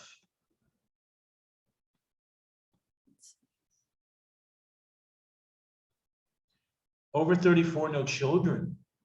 Let's look at that. It's Aries on the 5th house cusp. Yeah. Aries on the 5th house cusp. Mars is in detriment. Jupiter is in detriment, right? He's the natural significator for children. Hmm. The Mars is sextiling the sun, who is in Leo, which is a sterile sign. The moon is in a sterile sign and combust. What was the prompt for these, by the way? Like, did you just say, like, tell us whatever she chose to tell you that? Or like you asked about them? No, so when we originally asked for charts, there was a bunch of different criteria, and we wanted people who had been sexually abused. I wanted people who were over 34 with no children. I wanted people who had problems having children but had one. People with planets in the 8th to see if there was a connection between idleness and those planets. People with planets in the 11th to see if there was a connection between future wishes and hopes or our ultimate dream and planets in the 11th or 11th house. Things of that nature. So mostly that's what you'll see. Got it. No, sorry. I was just wondering if it was like telling that's what she chose to tell you about, but it seems like it was one of the questions. It was one of our questions. And I started this because I wanted charts where I was looking at all these charts, but I didn't have anybody to confirm what I was coming up with. And so I wanted a body of charts that I could use where people would confirm what I came up with or not, so I could see if I was correct or not. Okay, who's conjoining whom? So let's see, the moon is at 16, so moon and sun, and moon and Mars, and sun and Mars. What else? Anything else? Doesn't look like it. I don't think so. No, I don't think so. Yeah, okay, so that's not bad though. So the pushing power, or the pushing management is 9th house to 12th house, or 9th house to 5th house, 8th house to 5th house or 12th. So those are the houses that are involved in the pushing. All right, and I think one last one. So as you can see, we get kind of faster and faster with these as we get more acclimated to looking at them. Oh, okay, so that was Snow Macaron was the last one. There was one other chart that I wanted to look at. I wanted to look at one of the charts that I got. Sorry. There's a pattern in my life. There's a pattern in my life where things are going well. I am quickly knocked down by tragedy after tragedy or a serious mental health crisis. So tell me, what house does that bring to mind? 12th house, self-undoing. For me, it's the 6th, or 6 and 12. 6, because it was like that access, really physical access, bad things happening or mentally bad things happening. Yeah. But even mental health, right? Mental health, the opposite of mental health is mental infirmity, right? Even that involves 6th. So what's advancing? Okay, so 1, 4, nothing. 7, Venus and Moon. Moon, what else? Okay, Mars, Saturn, Mercury. Not, yeah, I would go more with Saturn and Mercury, right? Okay, not 'Cause, Mars. Okay, sixth it's not house here. is, just barely, yeah, so definitely, Yeah, okay. but yeah, definitely Saturn and Mercury and Jupiter. Who rules the sixth house? Jupiter, Who rules the 12th house, since you all mentioned 12? Mercury. Are those planets advancing? Oh, Mm. Mercury is, but Jupiter is not. They both are.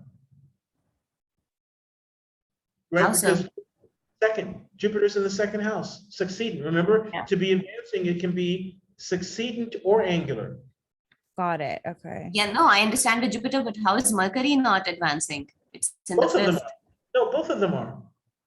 Okay, okay, okay. Yeah, both of them are. Yeah, Oh both. my God, second is, yeah, okay. So it's That's 3, my- 6, that okay. was- That's Yeah. my point. So, Yeah. this is an example of what I'm talking about. This person, immediately when she said that, I thought, oh, now when we think mental health, what do we think? Not house-wise, but what planet represents mental health? Mercury? Saturn? Well, which two planets represent? Yeah. Which They two both- planets? Well, I was saying in a negative sense, Saturn, but yeah, like Moon, I would say too, but maybe Moon. That's your Mercury. inside. Moon and Yeah. Mercury, right? And so Oh look my- at who's advancing. The Moon, who's in Moon Gemini, is and Mercury, and we're Jupiter. separating. All of the stuff this person is talking about is advancing. All of it. The entire sentence. This is, I just basically copied the first sentence. That was the entire first sentence. And so here's the thing. So the pattern is when things are going well, what's going well? Things going well. Who represents things going well? Jupiter. All right. Who rules the sixth house? Oh, fuck. Jupiter. So what state is Jupiter in? Okay, it's retrograde. Can you zoom it a little? He's retrograde. Okay, and it's in Scorpio. It's ruled by Mars. Uh-huh. And where's Mars? Oh, right on the 6th house cusp. And what sign is Mars in? Pisces. And what sign is Jupiter in? Oh, there's a What? reception. Yeah. And what kind of aspect is happening between them? It like Uh, looks like a kind of what is that? One Trine. trine? Yeah. Is it applying or separating?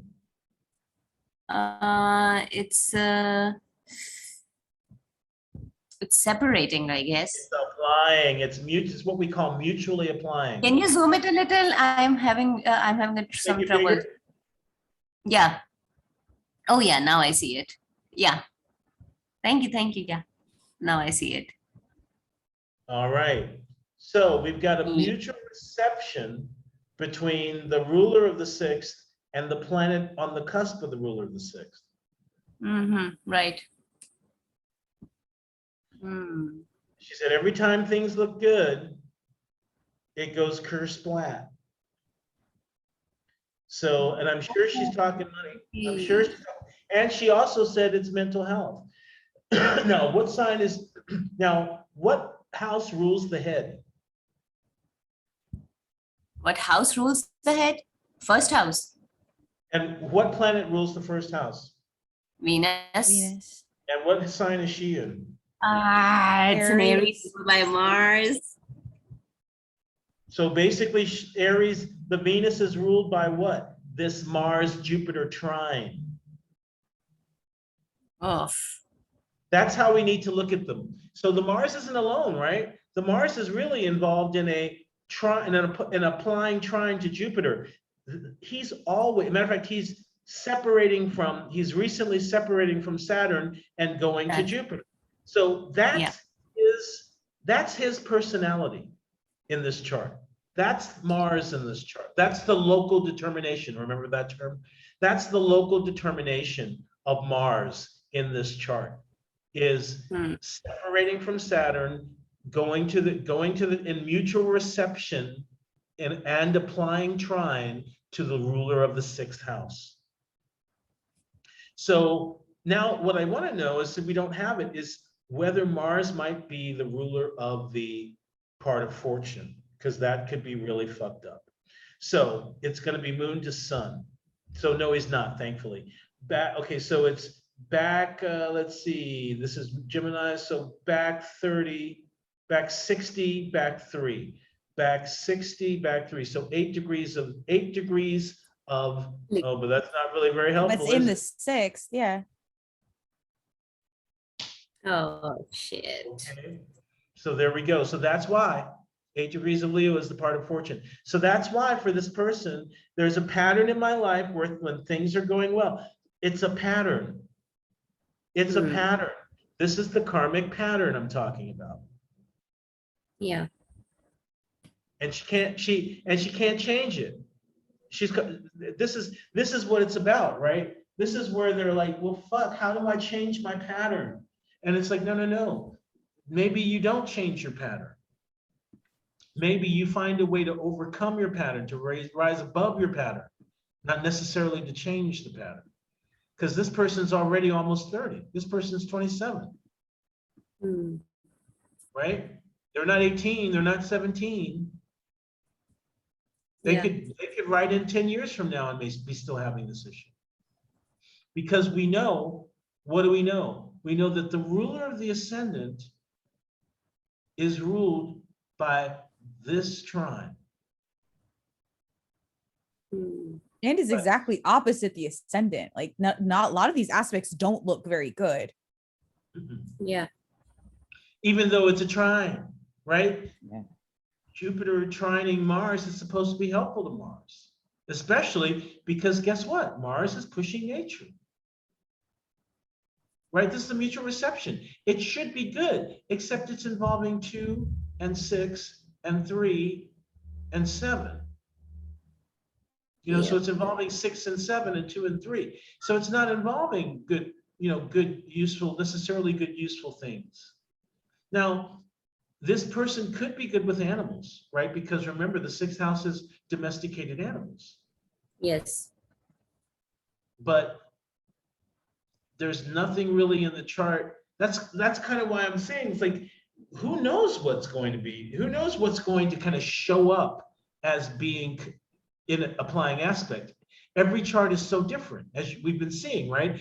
Every chart has a completely different composure or composition, and a completely different connection complex or connection, whatever, that we see in every single one. It's so fascinating, and some much more complex connections than others, right? This one, very simple, just this Mars, Jupiter. Anything else? I don't even think there's anything else. The moon just left the square to Mars. Yeah. Okay, oh wait, moon to Saturn. Moon to Saturn and Mars. So that's square. So moon applying to Saturn and Mars, Mars applying to Jupiter. And that's it. Okay, I had one other one, and then we'll call it a day. This one was, what was the, help me understand why I always cheat in every relationship. Ugh. Oh, I'd love to see that. See, I Okay. hate it, but I'm well aware that it's my own personal situation. Oh, no Moon in wonder. Scorpio, baby. I don't Yeah. like that shit. It's moon Yeah. and Sag.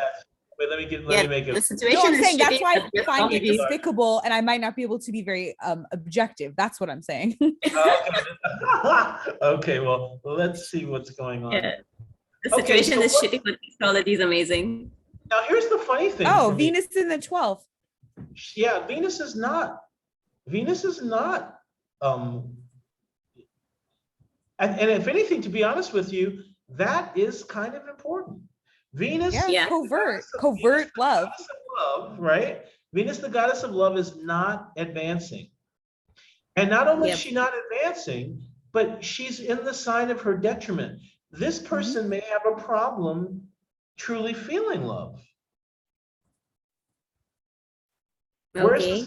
Where's the moon? Well, let's find out. Where's the moon? Sad. Okay. Moon is in the 8th house in Sagittarius.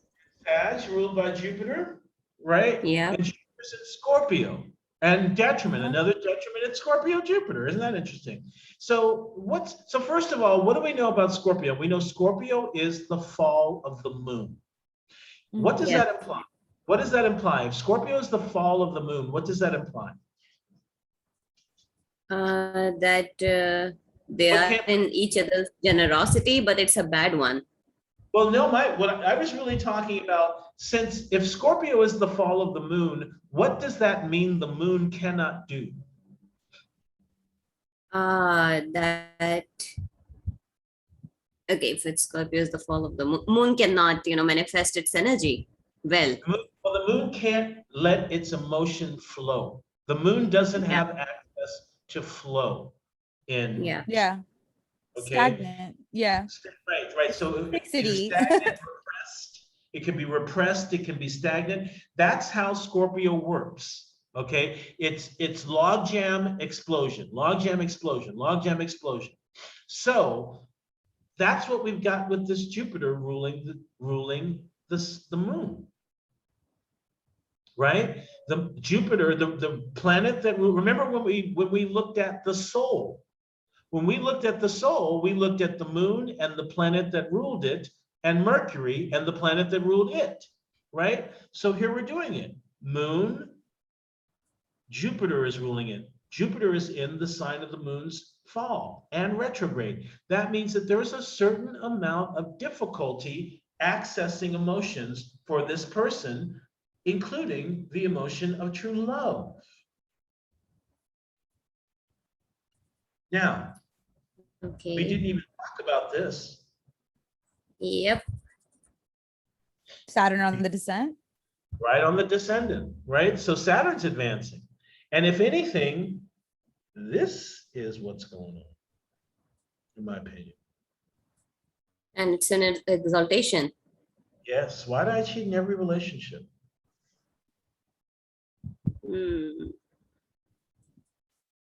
So the cheater is who? Well, the cheater is Venus, out of control, right?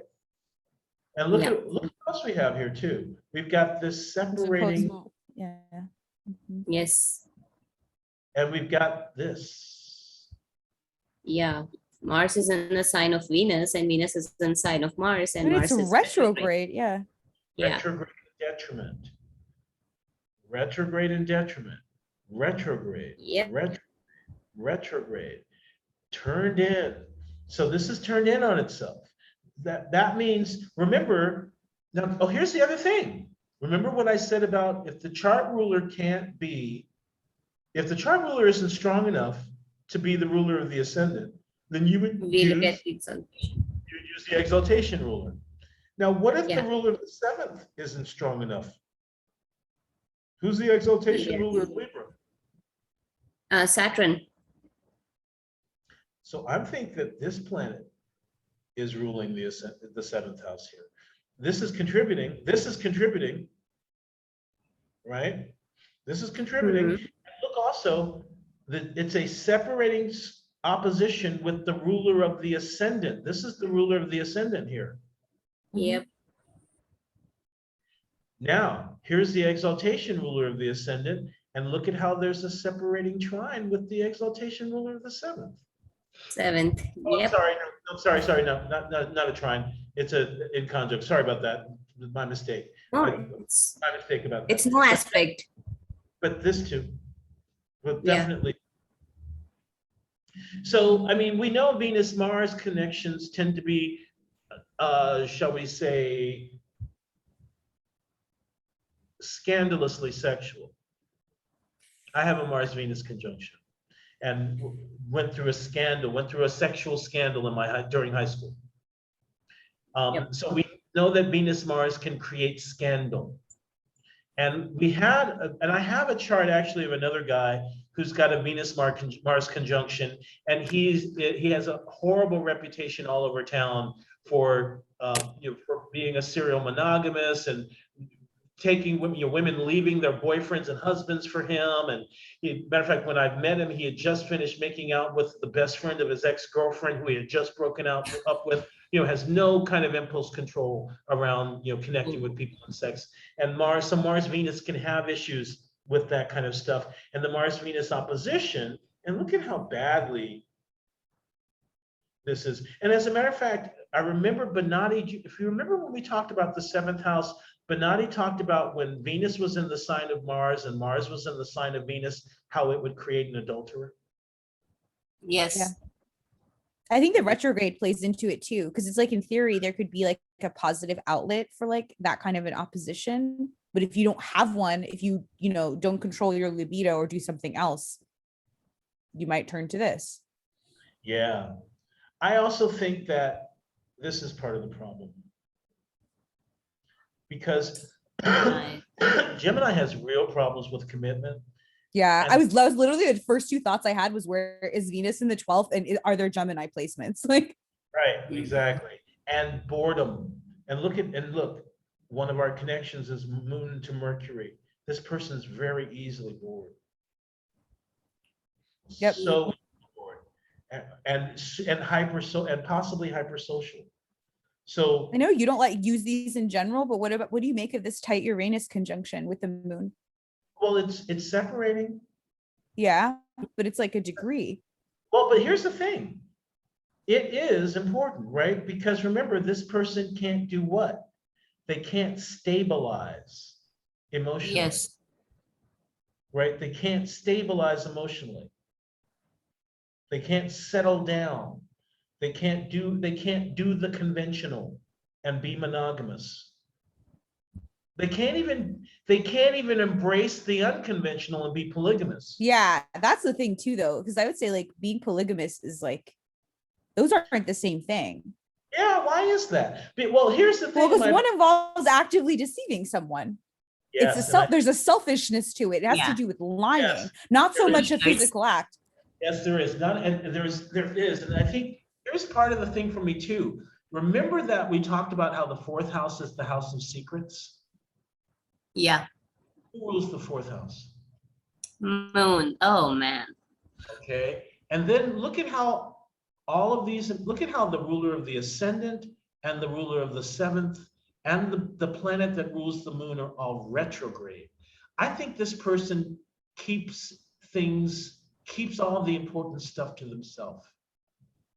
I think that there might be a perpetration. There's two of this. There's 2 people. There's the person that shows, but the person that shows tells very little of what is actually going on.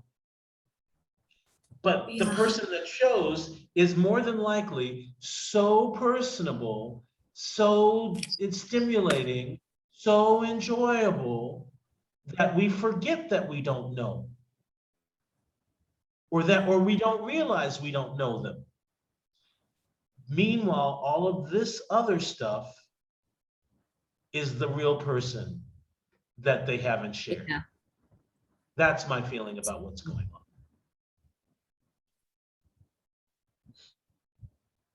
Get a grip, Arthur.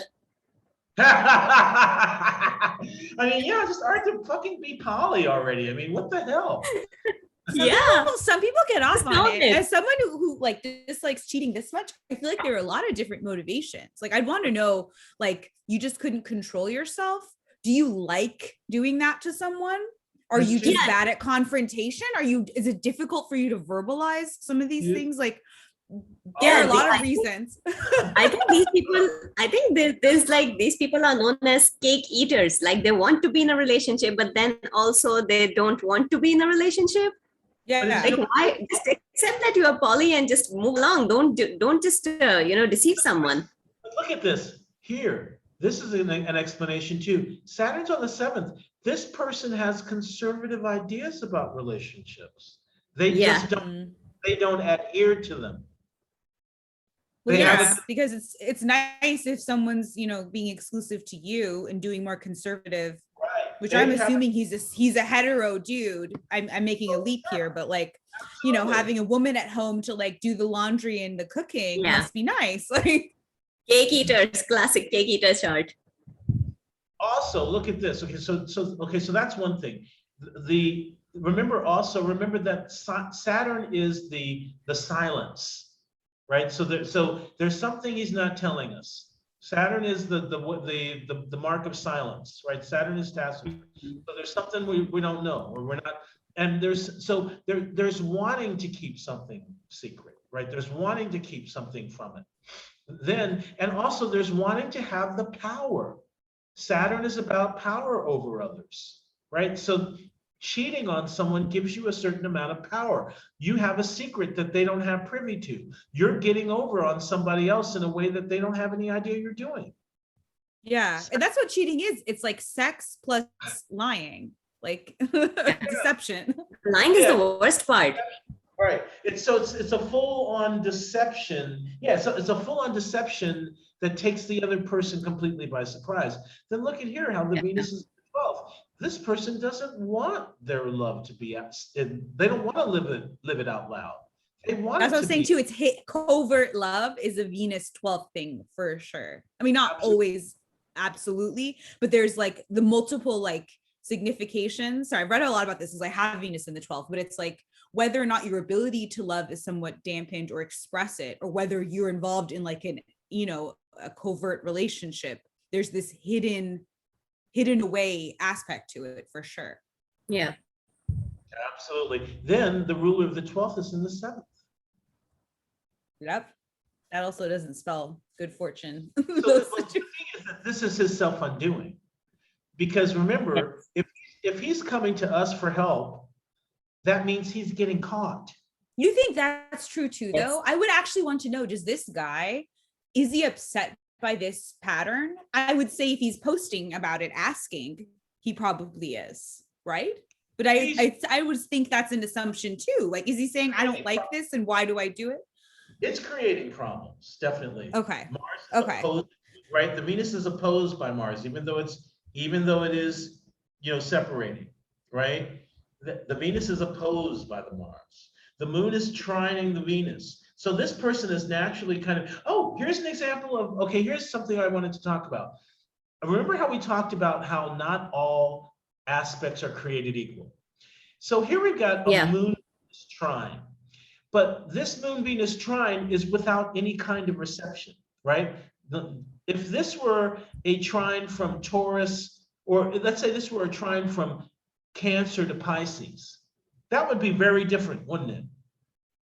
Yeah, If it would. If it were Moon in Cancer, trining Venus in Pisces, that would be a really, really powerful and beneficial trine, right? Yeah, This because they this both is- have dignity there. Right, trines are good. Like, yeah, boom, boom. We love trines, right? But this means that the fourth house and the seventh house are connected. What did I just say about the fourth house? The fourth house is the house of secrets. Secrets. Yeah.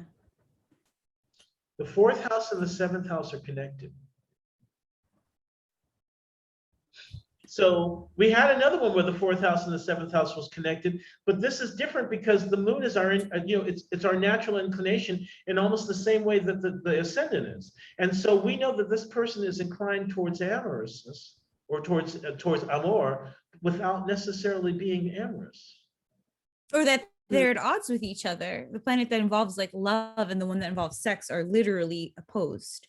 And so it's a night chart, right? So Saturn is going to be the bigger of the two malefics in this case, but neither is really doing the native any help. Well, the Saturn is in highs though, right? Because he's he's in a masculine side. He's underneath the horizon. The Saturn is one of the strongest planets in the chart, besides the retrograde. Yeah, strong, but it's like, isn't that Malefic is kind strong. Yeah. But Malefic is strong doesn't necessarily mean good, right? But yeah, that's why I get confused too about Saturn in the 12th. I don't think it necessarily gives you, I've always actually been confused. Like, is the house of joy help? Yes. Yeah. Yes, it does. Because what I always say about Saturn in the 12th is that he finds the industry of the 12th. he's able, Saturn is able to find the productivity of the 12th. Yeah. I get it. I just need to get a writing cake together. Saturn is, because Saturn is labor. So the Yeah. 12th house is where Saturn labors in solitude. Happily labors in solitude. This Saturn, like I said, so I think if anything, that's what's creating the problem. I think that's why it's a problem, is because even though Saturn is exalted, Saturn is still being Saturn and giving a hard lesson. Yeah. That's why I think he's being caught.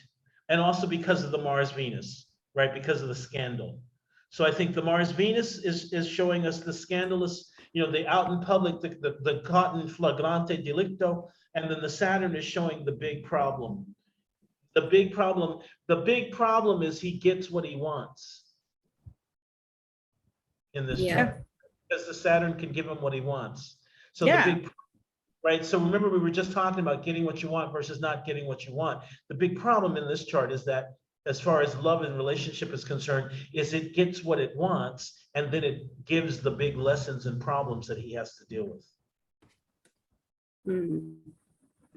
And look, also the ruler of the 5th is in a Venus sign. This person is inclined towards sex and sensuality and cuddling and all of the accoutrement of romance without real love, without there being any real feeling, in my opinion. Yeah. Looking at the bigger picture, I'm like I have very mixed feelings about this, because this person is it's not just about them. Like, they're getting the life lessons, but at the expense of somebody else.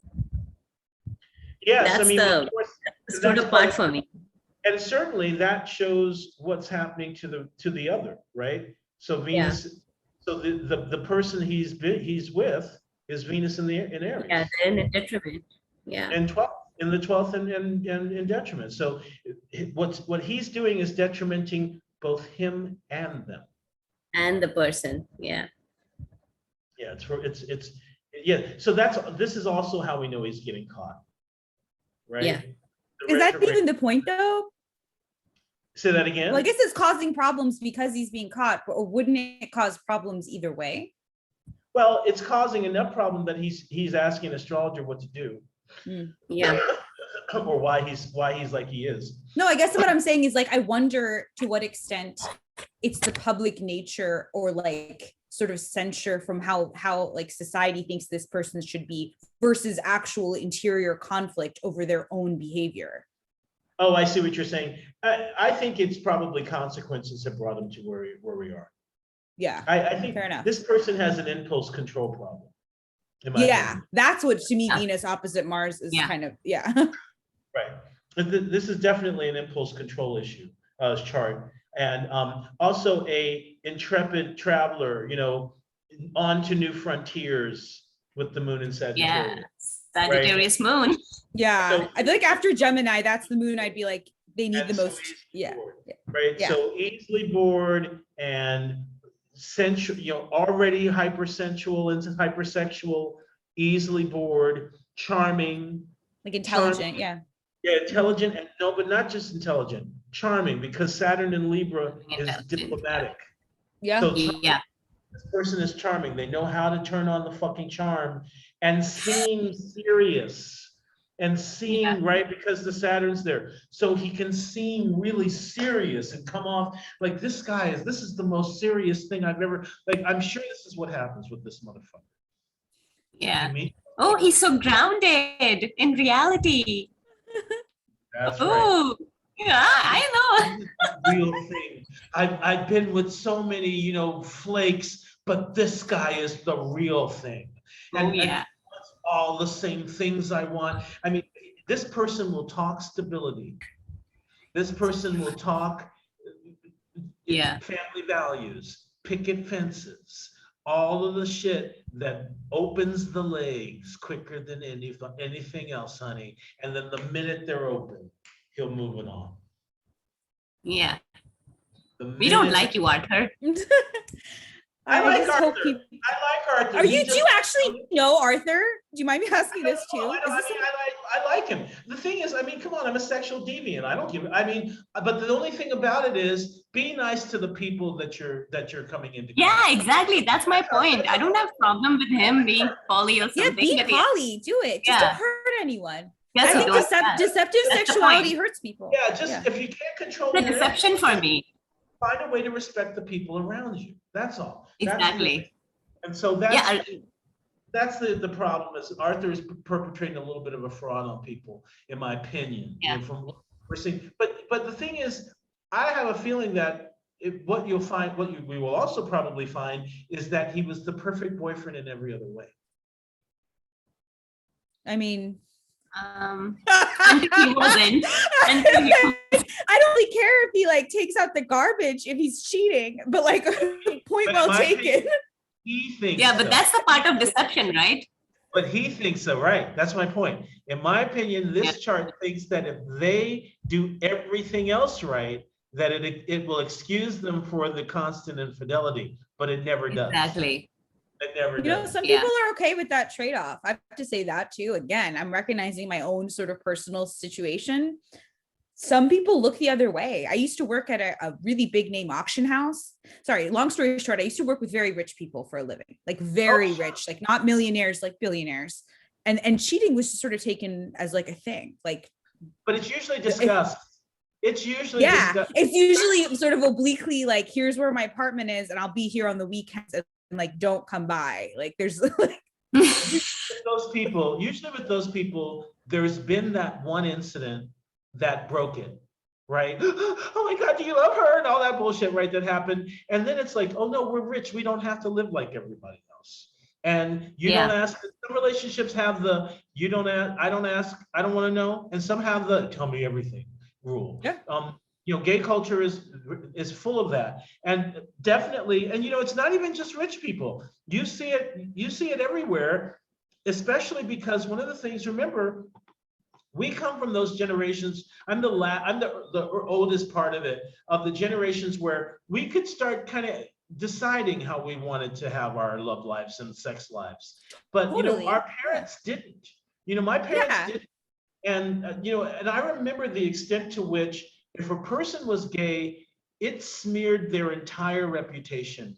Professionally, they could have been the top of their field. It was it was the certain road to ruination, professional ruination, was to be gay. And so there was constantly people who were setting up a type of life for themselves that would be beyond reproach, so they could do what they wanted to do privately. And this person just doesn't know how to do that. You know, this person just gets off on being deceptive and fucking around. Yeah. You know, that's the only problem with it. Now, I'll tell you this. This is the other thing I have to say as a person who's done sex work. As a person who's done sex work, specifically as massage, not necessarily as an escorting, half of my clientele was gay, and the other half of my clientele were married men. Almost, yeah. In denial. no, not no, in denial. Yeah. No, I think by the time you visit us, maybe they weren't in denial. The thing is, not all Yeah. of them, most of them weren't in denial. None of them were no, they were married men, not one of them was in denial. They all had made a choice based on the information that they had at the time, and they were wrong. Many of them thought, Oh, okay, I get it. if I get married, many of them were fucking around with men or having, you know, or around with, interested in men or whatever, but thought, you know what? I don't want that. I don't want to be gay. I don't want to follow that lifestyle. If I just commit myself to a woman, if I just do blah, blah, blah, it will go away. It didn't. It doesn't. And so what I found was that there were a lot of men coming to see me who basically cheating on their wives, but that not everybody was cheating to break up their household. A lot of people were cheating to keep it together.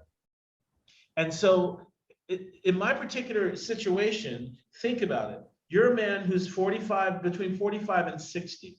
You've got 2 or 3 children. You've been married for 20 years, or between 20 and 30 years. are you going to come out to your wife and your kids? I mean, people do. You're going to come out to your wife and kids. That's a huge upheaval. That's a huge dealing with whatever, and then dealing with being alone or whatever else at that later age, and etc. Or do you not do that? So what I tend to find was that quite a lot of these men were going out and taking care of whatever kind of homoerotic experience they needed, not because they wanted to fuck up what was going on at home, because it was the only thing keeping them from fucking it up. What Because Like would they they, had to put up a facade. how would, because what they would were the fucking it up even look like? What are you fucking it talking up, about? fucking it up means being surly to their children, means Yeah. being unresponsive and nasty to their wife, means spending no time at home, spending all of their. Yeah, but so if the other partner in this arrangement has no agency, you know, that's the problem. You Yeah. can't make that decision for yourself, by yourself, for other people. I understand. I get Yes. that. I'm just telling you my experience from where I was, because I was under the impression that everybody that was cheating was wrecking a home. That was my Well, impression. That They was my might be if they're found. You don't know. or The that motivation might not be there, but the result might be the same. or rather that their unconscious motivation of every cheater was to wreck a home. No, was- I don't think that's true. But I that wasn't- think they're choosing themselves over honesty or just no sex. And I that's a agree. problem. I do agree with that. But I guess that's we're talking about my own bias at the time. My own bias was thinking that if you were cheating, you wanted to wreck your home. Whether you admitted it consciously or not, you wanted to wreck your home. Whereas now, as a result of this, what I realized was that these men had no interest in wrecking their home. They had no interest in leaving their marriages. They had no Yeah. interest in, I mean, they wanted their cake and eat it too. I guess that's really what we're Yeah. talking. No, and They when I want- brought up like the Thank rich you. people, I was more talking like about rich people these days, but also historically marriage, what it's been like. If you can, like, it's more just a what do you call it? Like a partnership, a contract. It didn't necessarily have this like loving fidelity component that was added later. I No. just think it really comes down to honesty. Like if